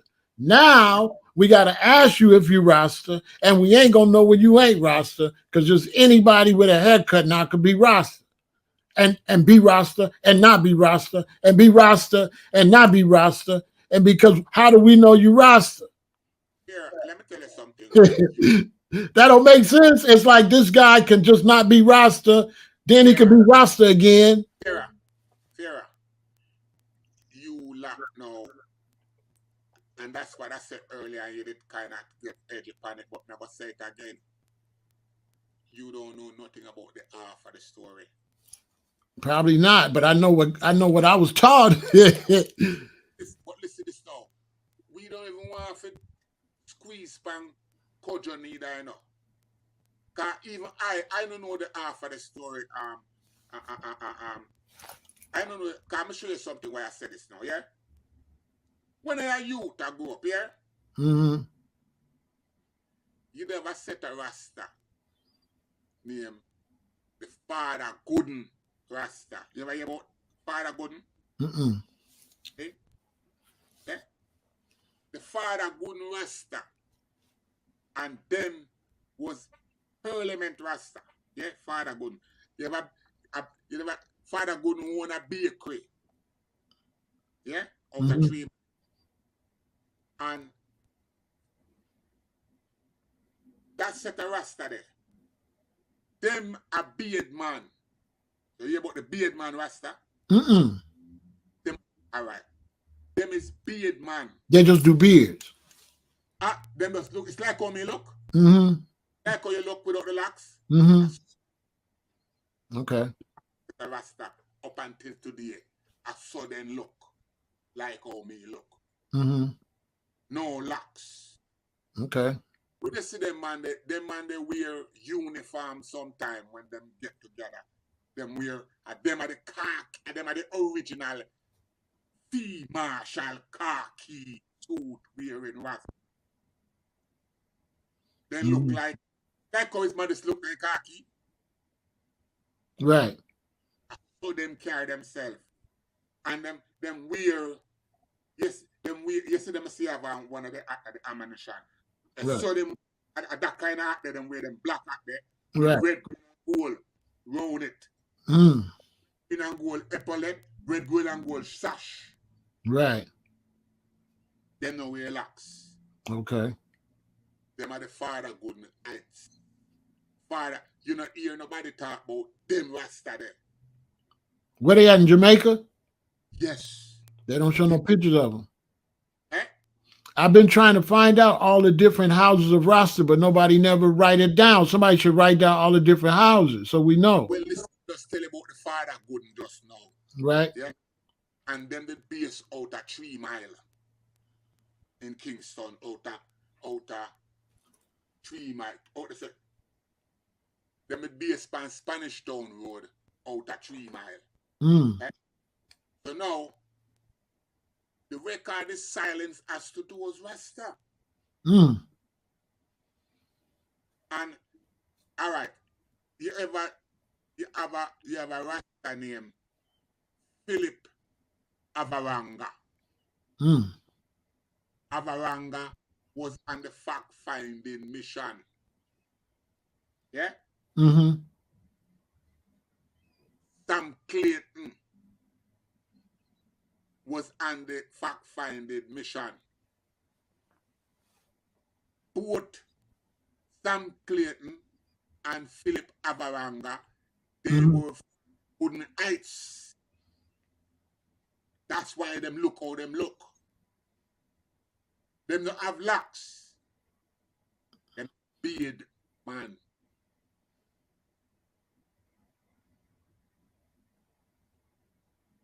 You might hear they have a song them call it Beard Man Shuffle. Are them. them dance and for them thing with a different type of thing. Mm-hmm. Right?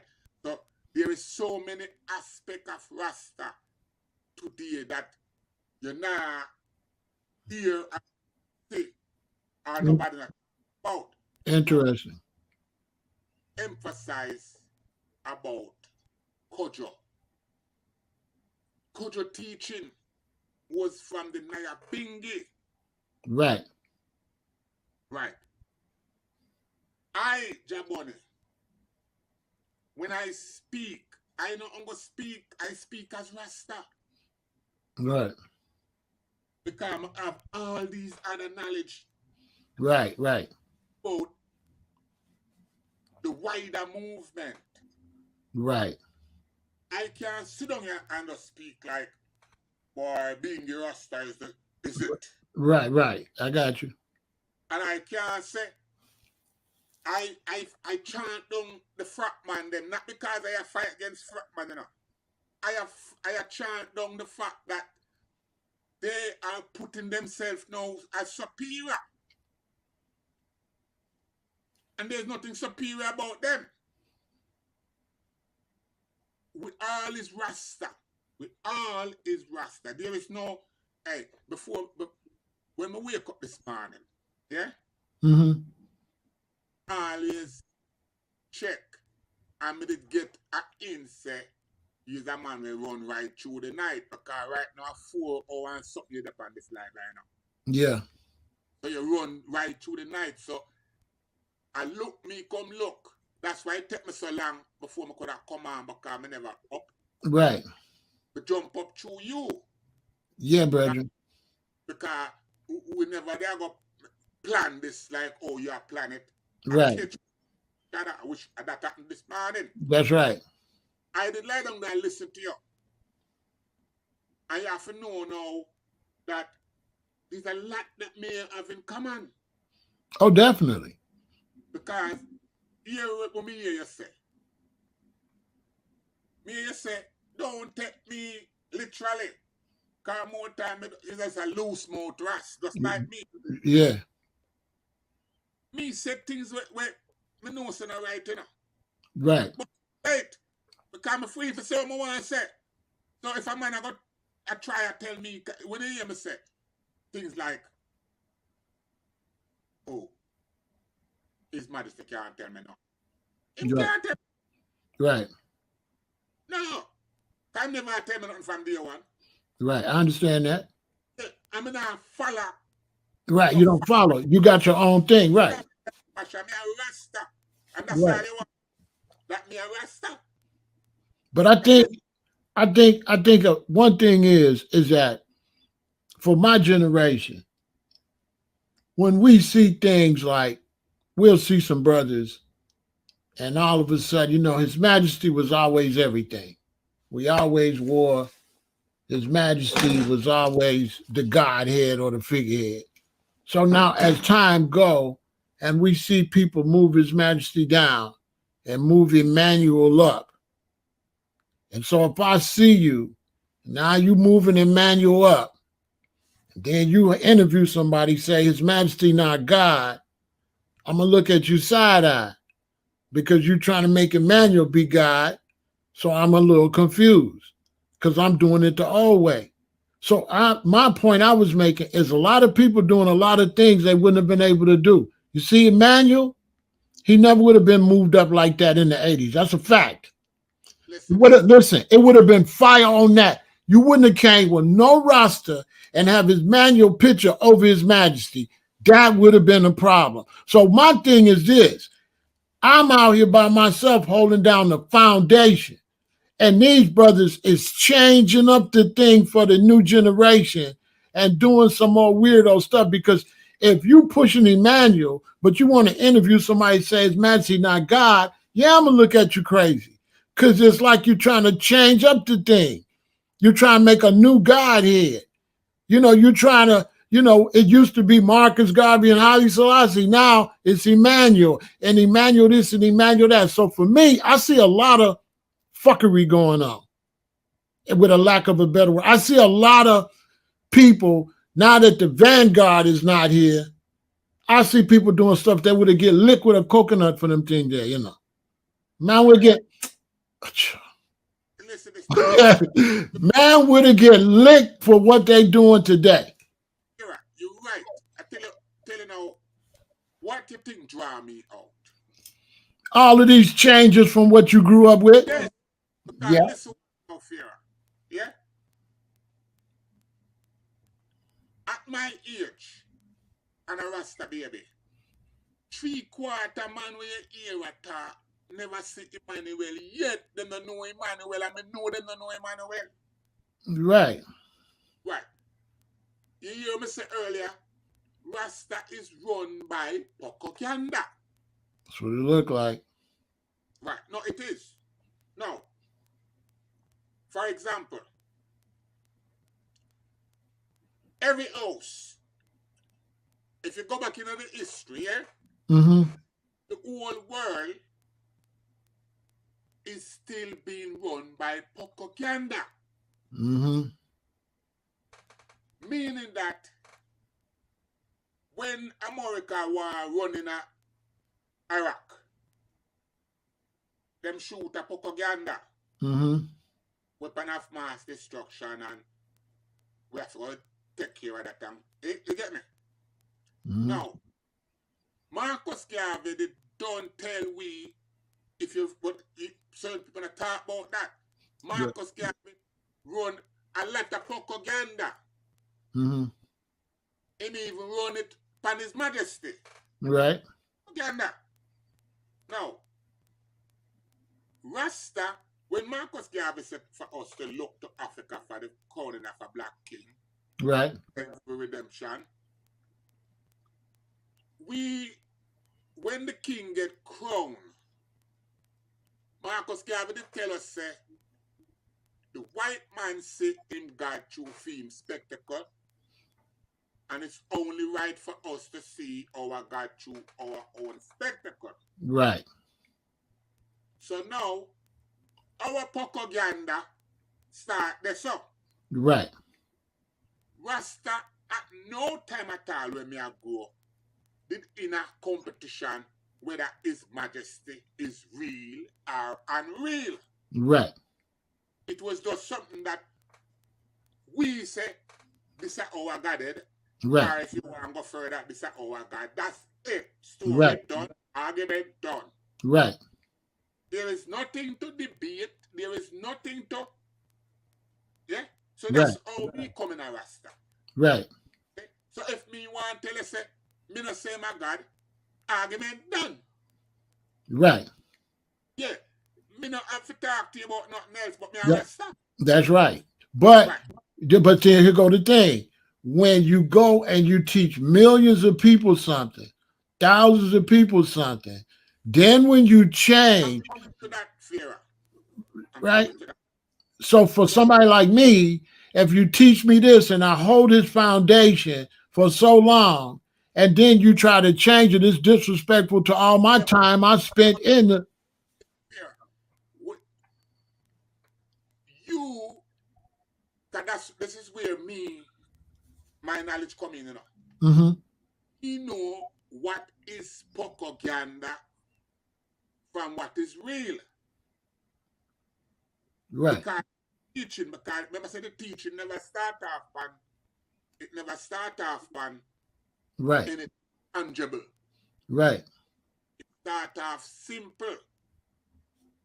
So today you have the now generation, them just I read and I take where Google say. Right. Them now bring nothing to the table. Them a follow things blindly. Them now go forward, even though them because there is nothing for them to go forward to look at. There's nothing. Right. You will never speak to Kojo. You couldn't have where you have for all and pan today. Right. Kojo left no journal. But I was a Rasta when I met Kojo. But Yeah, but listen, right. I'm saying here. If you never meet Kojo, Right.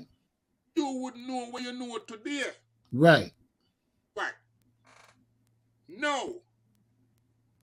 The youth, what we are talking about now, Sankofa, yeah? Right. When me you don't know, Sankofa will be able to look at this broadcast will generate around him. All right.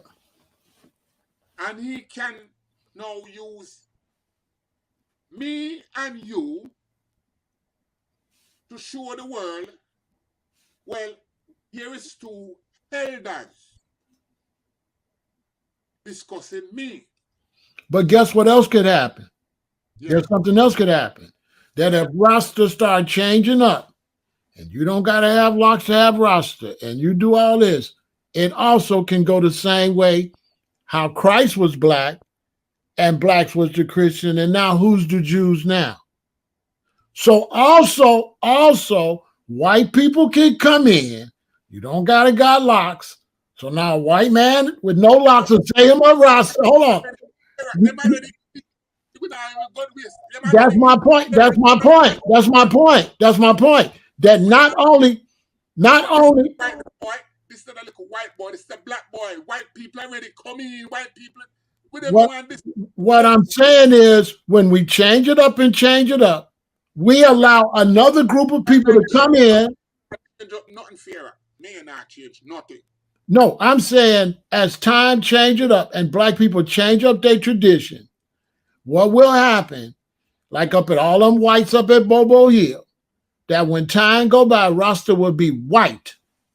And that guy will not be a Rasta. Listen. Fairer.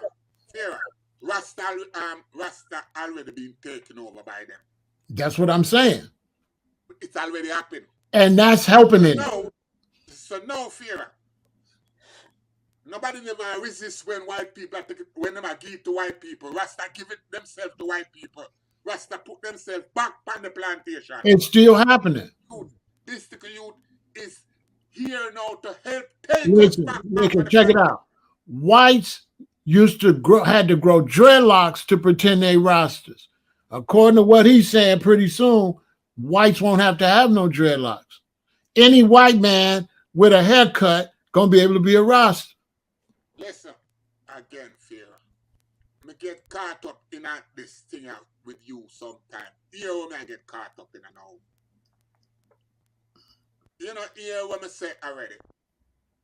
We already established that white people can't be Rasta. We already established that. Right, they're gonna take it all though. Blacks. The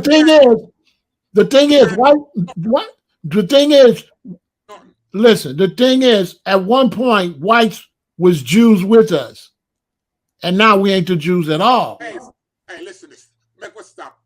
Now listen this here. With the pan this thing 201. Okay, yeah, it's time to end. Right. Me don't want to run, but let me just make it have this thing now. Haile Selassie is who fuck up this thing. Since you keep on going about white. Haile Selassie worship Jesus Christ. Let's talk about that. Well, Haile Selassie worship white Jesus Christ. Let's talk about that. I him fuck up the whole thing. Yeah, that's why I get home. I him fuck up the whole thing. And Rasta in them feelings and them emotion and want run with blood clot Haile Selassie and just hold the thing Rastafari as a God, as a black thing. And Haile Selassie them used to turn it universal. And him come turn it universal with the Coptic Church. And this, so we're there now. So when we are going a kind of white, black. The universalness of Rastafari is when Haile Selassie come and say the church come give it and that flip the thing. I know we as individuals, so the bubble them now do nothing wrong when them let in white people. Them now do nothing wrong enough. A man like me and you know a whole pan foundation and yet we have everyone whole pan foundation, we still have whole pan Haile Selassie talk. Yeah, but original Rasta, we never did do what Haile Selassie do. We did what we did. So we never used his majesty. We never. But listen this now. You wait a little while. You see We how the do. truth? Yeah, we never. His Majesty was the figurehead, and Rasta was his Yeah, own. Rasta was his own thing. right. But no. You see how I get it out of you? God, that was the teaching. That was the teaching, Pharaoh. Yeah. Right. But now, all of this generation now, I change it now, I turn it into a highly Selassie thing. While Haile Selassie is the head of the Coptic church, and the church, Haile Selassie is a part of that church. We the done with church. So I go with going back now and start follow church teaching. The And thing was, Haile Selassie was the leader of a country. So a lot of Rastas, although they looked at him as a godhead, they never respected the fact that he was limited by being the leader of the country. So it's not like Haile Selassie worshiped Jesus and all that. Coming into the Ethiopian government, he had to deal with the church and deal with the politics of Ethiopia because it was the Ethiopian church that took him down. They were the ones that sold him out. So it's not like we can't say he intentionally messed with the church. He did that as the diplomat for the country, coming into a country when the church is already established. He had no choice but to be a Christian. That wouldn't have been, there's no way he would have been able to get around that because the church was more powerful than the government. that's why we can't follow him. No, we started our own thing and made people follow us, and he was the Godhead for what we made. Right. Now, you can't expect God to say, yeah, I'm God. Yeah, but the problem with it, yeah, if we were still doing our thing, Mm-hmm. then when we were doing our thing, it was a black thing. Because we stopped doing our thing as tell ourselves now, so it's Haile Selassie thing. No, it wasn't just that. It was the fact that Rasta never wanted to deal with this. Is the problem I had as a young Rasta. Rasta never wanted to deal with His Majesty as a leader of the country. Rasta didn't want to face the fact that Haile Selassie went to war with Italy and ran a country. So Rasta didn't want to follow Selassie and grow to run a country. Rasta wanted to do some religious stuff and didn't take His Majesty as the leader of a country. So I used to have man tell me I shouldn't have a gun when His Majesty got a gun. You're going to tell me, how you going to tell me I'm not a gun, but you tell me His Majesty shot a gun for 2 days? His Majesty had a gun, a Ruger that he carried on his side. So Rasta didn't deal with His Majesty as the leader of a country. Didn't consider that the main attraction to His Majesty was the war against against Italy. This was a part of our teaching in the day, that we went to war with Italy, and His Majesty went to war. So Rastas tried to make it, they never dealt with His Majesty as the leader of a country so that we would get independence. This is the beef I had with Rasta all the time. We were supposed to follow His Majesty as far as building the country. This is a man got to have school. He got to provide food. He got to have farms. He got to have military. He got to have transportation, not just sit there and hoover over like a god. This is the emperor of a country.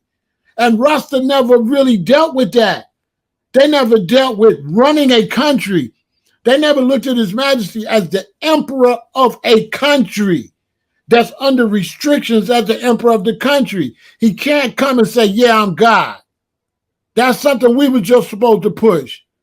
We know the man is the emperor of the country and he runs the country. So Rasta never won the country. What happened? His Majesty off the throne, the Durs come in and kill 3 million Ethiopians, die in cold blood with Castro. Castro come in with the Soviets and kill 3 million black people. And because people didn't respect His Majesty as the leader of a country. We didn't respect His Majesty as a leader of a country, and we got to have military. His Majesty was telling us we need planes. We need tanks. The Ethiopian church and the government, no, we don't need that. And next thing you know, Italy coming with tanks, guns, everything. His Majesty telling us we need tanks, we need guns, we need weapons. So Rasta never respected His Majesty as the leader of a country. It was too much God and not the real facts that let's go and run a country. We have to go to Africa and run a country. So that's what made me different as a Black American. When I seen His Majesty, I'm like, no, this is a man that run a country that's under restraints, that's surrounded by enemies. So we never went to take him no help or really wanted to go run the country. We want to go over there and beat a drum and chant. Well, how we going to eat? Who going to grow the food? Who going to protect the country? Who going to build the roads? Who going to build hospitals? So they never looked at His Majesty as a man that ran the hospitals, ran the schools. When you run a country, that's a lot of work. But they never give His Majesty the credit for running a country. This is a man that ran a country. And he's under the restraints of the church. The church was more powerful than him.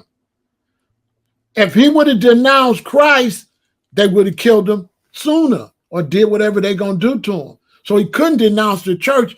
When the Ethiopian church came to LA, we cussed them because they wanted us to cut our locks. The Ethiopian church that couldn't wait to bury Bob Marley because we were saying John on dead and we don't deal with dead. So the Ethiopian church couldn't wait to show a dead Rasta. So that's what was all going on. We were supposed to stand firm with this as our Godhead. We wasn't supposed to bow down like that. Bob Marley did renounce Rasta and him dead better enough. Yeah, but Bob Marley also was doing other things too. Was doing things. Right. We not Bob Marley house. We Rastafari. Right. We Rastafari, the leader of a country. We warriors. Rastafari was warriors. Rastafari never was no religious. Rasta was always what? There we are.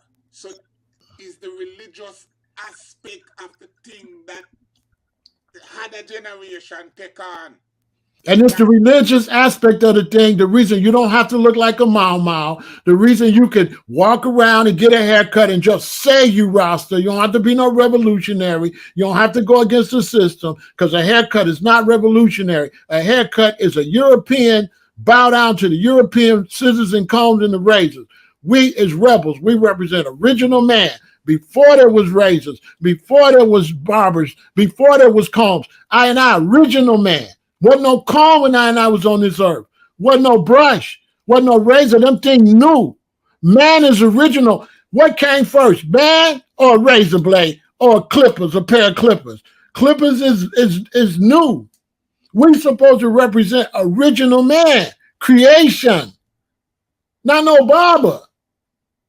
So here we would know, Pharaoh. Africa stand firm and we square because there is no place now in earth for us to go now. So that's why I said, now I'm the big man under you, but that's why I said, now I'm number one.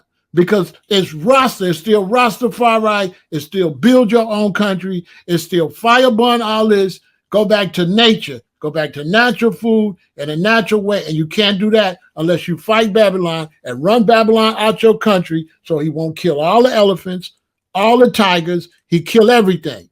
Okay, brothers say it's cool to get haircuts and all that. Let's look at the system. Is the earth running right now? No, because man is unnatural. Look at all these floods.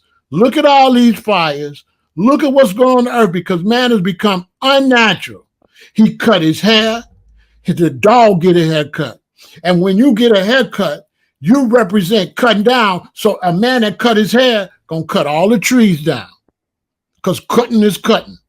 So if you're cutting, then you're gonna go to the Amazon. You're gonna cut that planet, gonna be a bald head too. You're gonna cut all the trees down off the planet. That's the concept. Because what's the hair on the planet? The trees. The trees is the dreadlocks. And what they doing? Cutting them off. Cutting the dreads off the earth. Making the earth a bald head.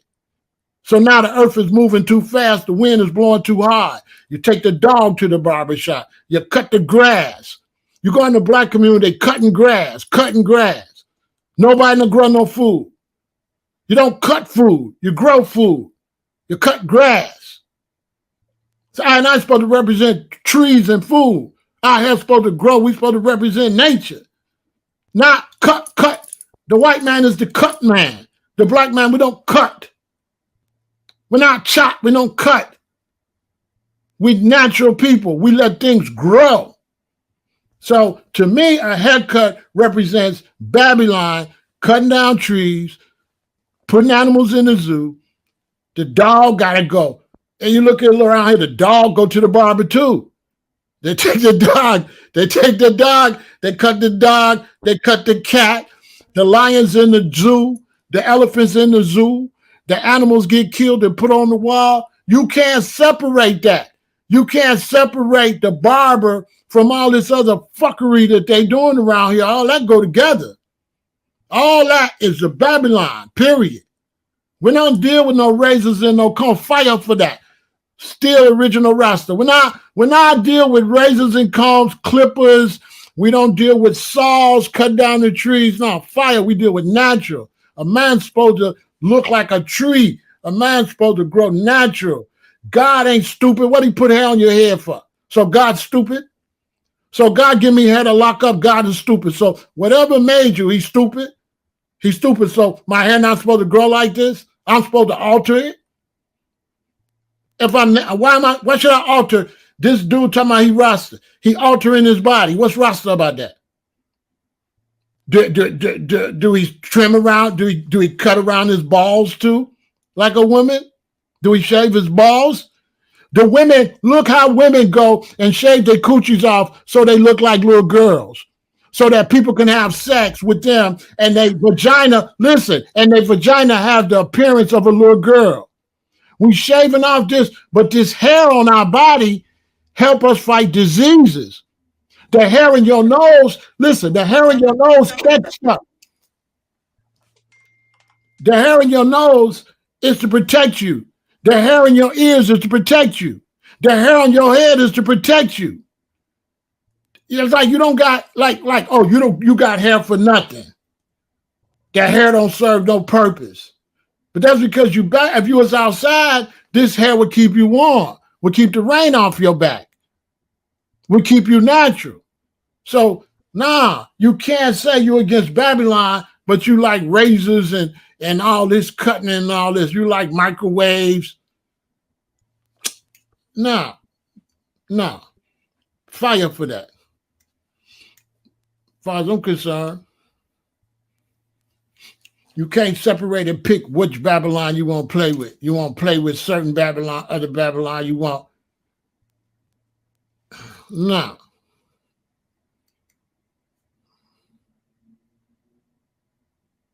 I don't care if they black or whatever.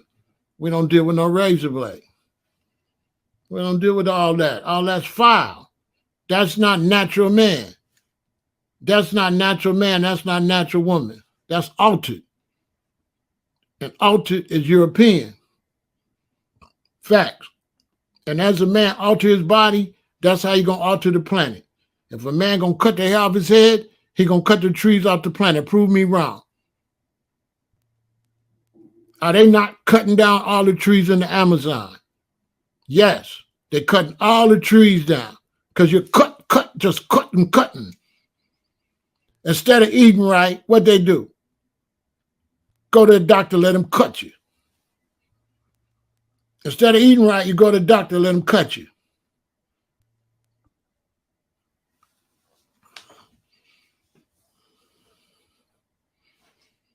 You go to the doctor, let him cut you up.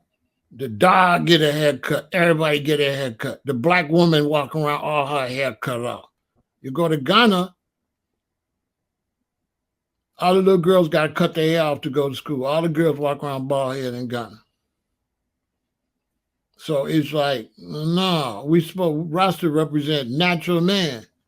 All these things get lost in the sauce.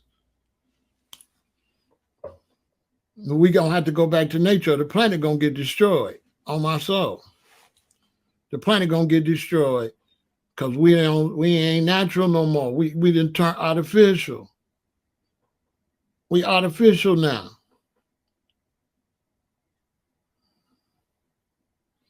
We artificial. You know what I'm saying?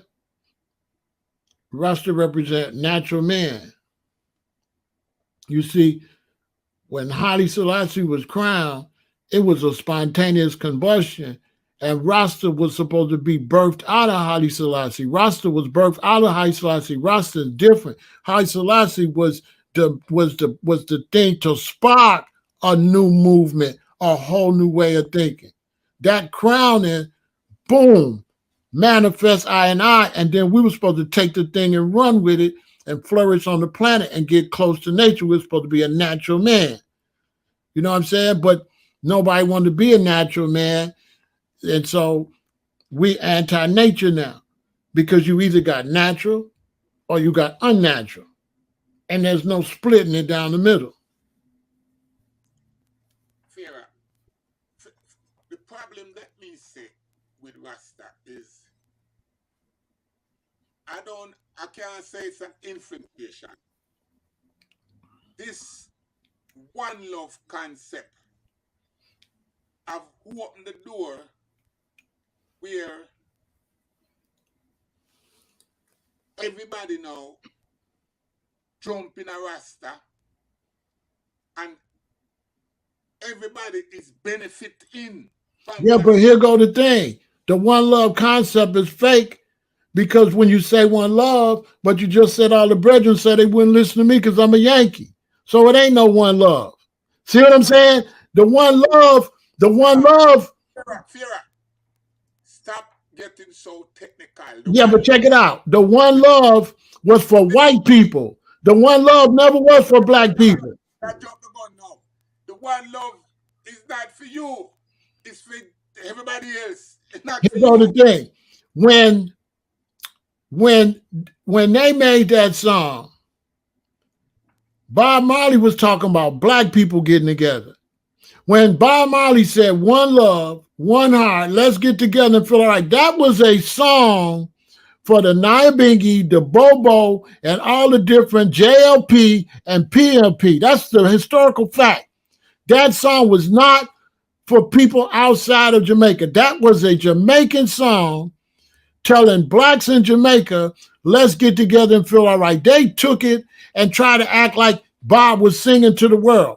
That was a song the same way Israel Vibration had, we all gonna sing the same song. Whoa, whoa, whoa. Those songs were inner Jamaica songs to tell the people in Jamaica, one love, one heart. Let's get together and feel all right. That was not for the world. This is a misconcept. I do my research.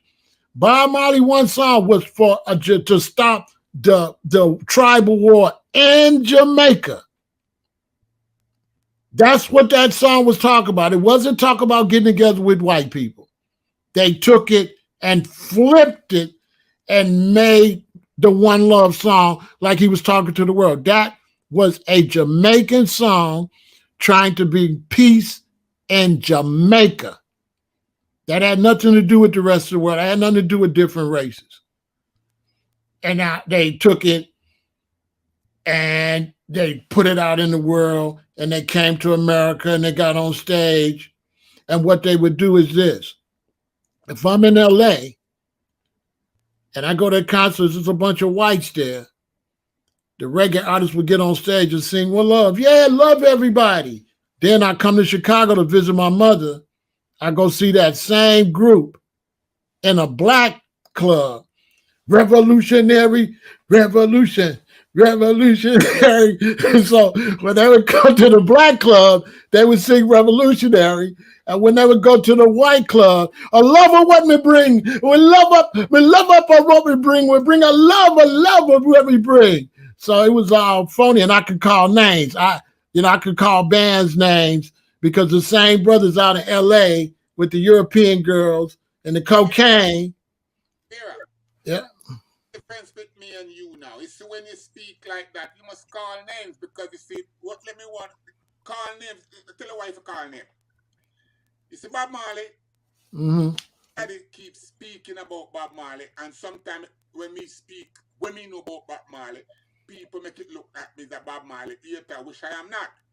But Bob Marley never performed to no black people in the world, you know. Bob Marley Marley go pan to a white people, him go perform to, you know. Bob Marley came to New York and seen George Clinton performing with Parliament Funkadelic and told people, I want to do like that. I want to perform like that. I want to reach black people. Bob Marley said, play I on the R&B. I want all my people to see. But he died before he transitioned to the black community. That's why that never happened. Never get to play to the black crowd.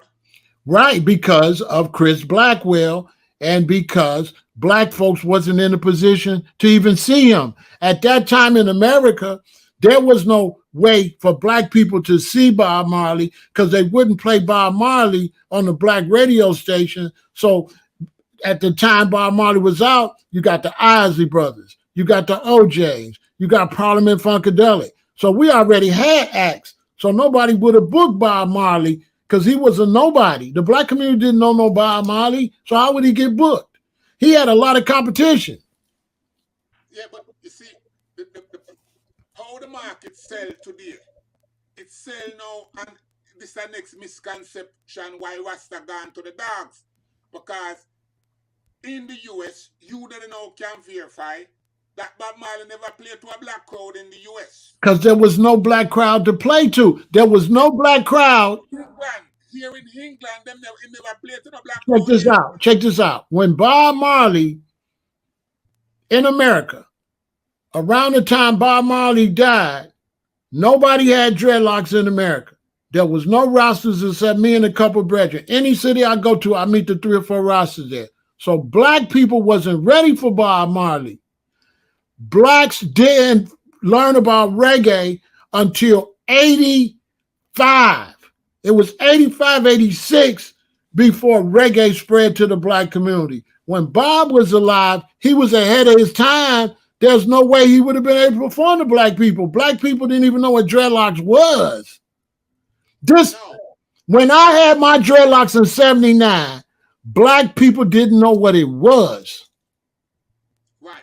And I'm in that for sure. So when we get captured, yeah, right, we had problems for even sit and eat in the mess. Exactly.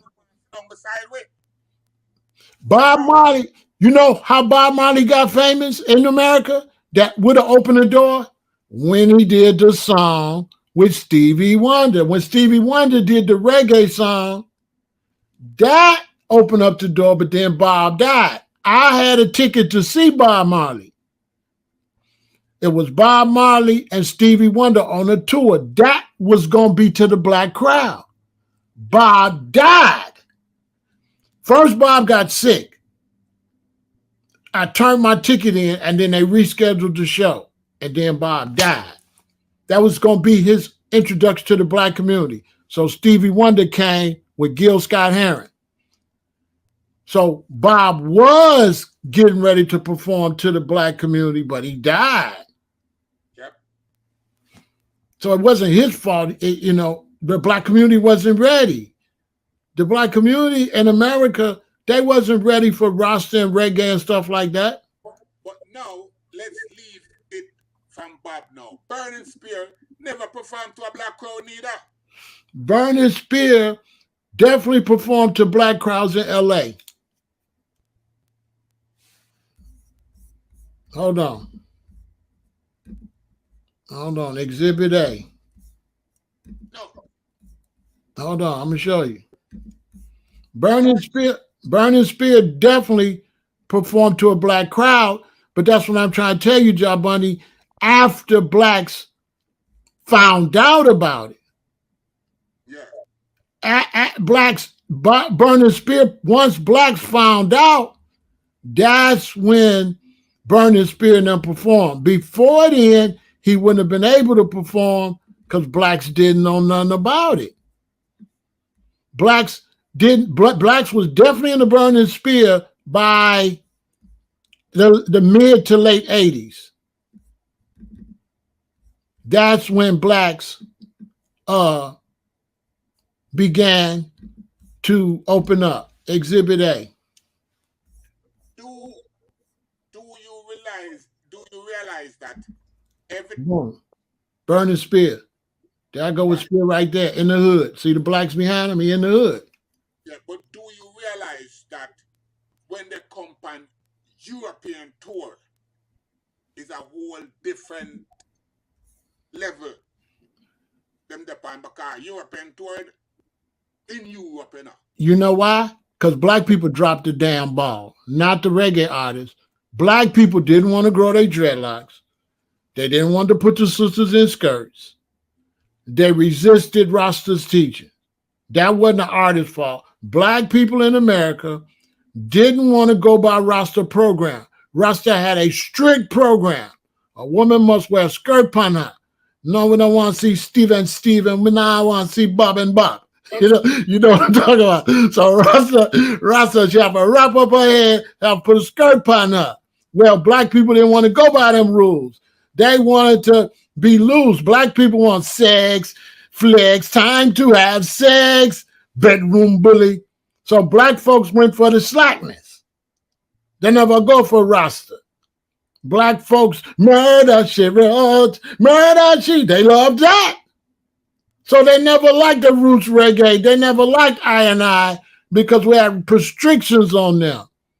They want to go to the barbershop and be Rastas now. Right?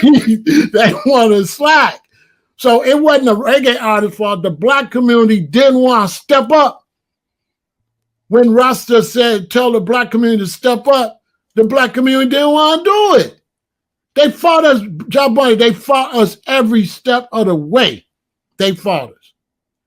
They fought us with the food. They fought us with the hair. They fought us carrying ourselves like kings and queens. They fought against it. Oh, that's the Davidians. We don't got to wear no skirts. We ain't got to do this. We ain't got to do that. Same thing they're doing now. We ain't got to grow no dreadlocks. We can just be any kind of Rasta. So I've been seeing this a long time. It was never the artist's fault. The artists did the best they can, but you can't perform to an artist that won't listen. The white people want to listen. Why? Because they're going to steal it. That's why a white group was number one on the billboards, passed Bob Marley, won a Grammy. Yeah, come to Europe. And we'll watch this thing. Oh, I could be a Rasta without dreads? Beautiful. Next thing you know, the whole of Europe gonna be some bald-headed white Rastas on my soul. Real talk. Now, the music gone from us. Yep. Leave us now. Yep. Africa, going to Africa now is a struggle. Yep. Where it leave us now? I tell some man last night, say, next week, sometime a week after, I will be 69 years old. Yeah? Right. Now, being there already, and my own finding mission, right, see what I see. Right. The only way I will be returning, right, if I'm going in with an army.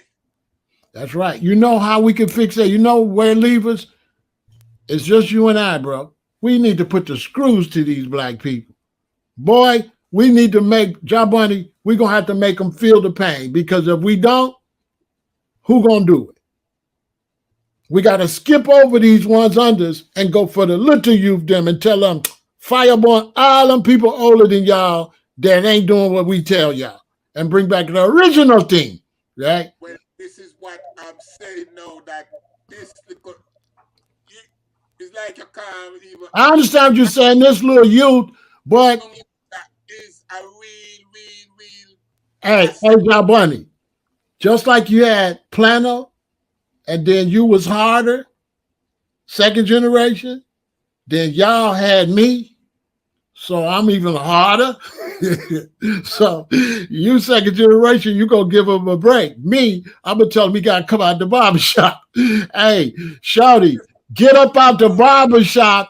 Boy, you can't be no Rasta. Job Bunny's a good brethren. He gonna bring you in. But let me tell you, bro, you can't be in the barber chair and be no Rasta. I know, I have my eye on it. Right. It's his generation. Who am I bringing in? Well, he can't bring them in at no barber chair. If they got the barber chair, leave them where they at, because they're gonna be soft. We are stuck anywhere without him. No, we not. We get a whole new group. We can throw him in the garbage. Fear, I don't listen, Fear. For the past 40 odd years, every time me go a bingy, me not see no new faces. Right. Me not see no new faces, you know. Right. It just a trickle down, wither down, and it's like we are a dying breed. Well, if you see what me doing right now, Pharaoh. Right. We are leaving something now before we can't go look on planner or any of the of them before we even Sambone, even Kojo. Right. There is no footage of Kojo anywhere we can go look on now and look what Kojo did I say. The thing is, the main reason Rasta grew like that was because of apartheid in South Africa. Apartheid in South Africa stimulated a revolutionary vibe. And so at the time when Rasta came, what made Rasta so strong was the revolutionary concept of what was going on in South Africa. We don't got that no more. That's where the problem is at. Because all that reggae, when I got into it, it was all based on the war in Italy and South Africa. There was songs, Winnie Mandela, the whole thing. South Africa was the key point to make the music be revolutionary music. And now that black people not revolutionary minded, then now the music gonna be soft. The music is soft because there ain't no revolutionaries, and there ain't no revolutionaries because of the music. The music used to tell us what's going on. We didn't have the internet. So we used to listen to the music. That's how, and still supposed to tell us who Steve Biko is and who these brothers is. The reggae music used to be our news. Now it's Emmanuel Selassie, Emmanuel Selassie. What I'm gonna learn from that? So if we want to bring things back, we got to teach the youth how to play instruments, and the youth got to become revolutionary minded in the music, use the music to teach the people instead of just some divvy sound. That's where we're going wrong at. Rastafari is a struggle movement. Right. There's no struggle right now, so there is no movement. There you go. As a struggle, but we're not talking about it. You know, I wish we was younger so we could put some reggae bands together so they could sing about what's going on in the Congo and sing about what's going on. It's a lot of going on, but ain't nobody singing about it. Chronics and them they act like they don't see the Congo. They act like they don't see them kids going down in the mines. You know why? Because Chronic and them now watch World of Fear. Exactly. Them not, our generation used to watch World of Fear. Be up at World of Fear. There you go. These youth is self-centered. There you go. All is a next hit song. There you go. So them not care about nothing we happen in the world. So that's why them can't even come up with no good lyrics. There you go. There you go. You think after we finish this right now, you know who are gonna be listening to this? Who? Wrong people. The wrong people? Yeah, because how the people were this supposed to be educated. Them not time for this. Them first of all, them comprehension span is very short. You know what though? You know what though? I'm gonna bring you back, and we're gonna keep pouring fire on their head. And if they don't listen, at least we did our job. Hey, I'm gonna get you on here. Keep pouring fire on them, man. Hey, and as long as we do our job, Ross, what else can? Well, that's what count, Pharaoh. That's what count. And with the young brother, if you say he good, he good. It's rank and file. If the commander, if you're the superior officer, you've been doing it longer than me, you'll say, well, you want to bring him in, then bring him in. I got love for him. Yeah, we have to give him a chance, Pharaoh. We have to give him a chance and like, make him prove to us. Whatever you say, go. Yeah. So I don't got. Hey, listen, they don't. This is good for them. I don't gotta like it. If you say it, go. End of story. okay. So Right. so make we seal upon that, Pharaoh. All right. Right? It was always a pleasure. And Right? the main thing I'm most happy about is to see you in good. Oh yeah, yeah. The main thing I'm happy about. This is Amarula That's right. from South Africa. The main thing I'm happy about is to see you feeling well. Yeah, well, listen, Pharaoh, I'm not even gonna make that be a problem. I'm just gonna just do my work. Yeah, but I see you feeling better than you was at one time, and I'm really happy about that. Much better. I'm really happy about that. That's the only thing important to me is that you're doing all right. Yeah. That's the only thing important to me. You know, I love you like a father or uncle or something. So it ain't nothing but love. I'm just sorry that I can't come and look for you right now. Okay, okay. Well, I'm gonna show up at your door. Yeah, so you have to come. I'll come. Salute. Salute. That's Eat right. please, brother. Yeah, bro. You too. You know, I'm with you. Whatever your problem is my problem. You already know that. Yep. Yep. And next time when you're lick shot, you know. Hey, that's your fault. You the one got, hey, y'all, when y'all see me go off, that's his fault. He come back on the scene, and now he got me turned up. So bless it again, my brother. Yes, I. One. Yeah, that's his fault. I'm wilding out. That's my man. You know, I love him. All right, so positive energy. We did our thing. What a great live. It's 5 a.m. I got a bunch of stuff to do, but I wouldn't have missed that for nothing. And I was a little difficult, but I have a response. I'm hard headed. I'm still sticking to the old rules, but I definitely agree with what he said. You know what I'm saying? If he want to bring the brother in, he can bring him in. I'm just sticking to the way I was taught. I was taught a certain kind of way, and that's what it is. Out of respect for my elders, I don't believe it's good to change. So I'm not really with changing a whole lot when I come up under certain brethren. So listen, you all have a good night. Positive energy all the time. And y'all stay positive. Rastafari every time. You know what it is.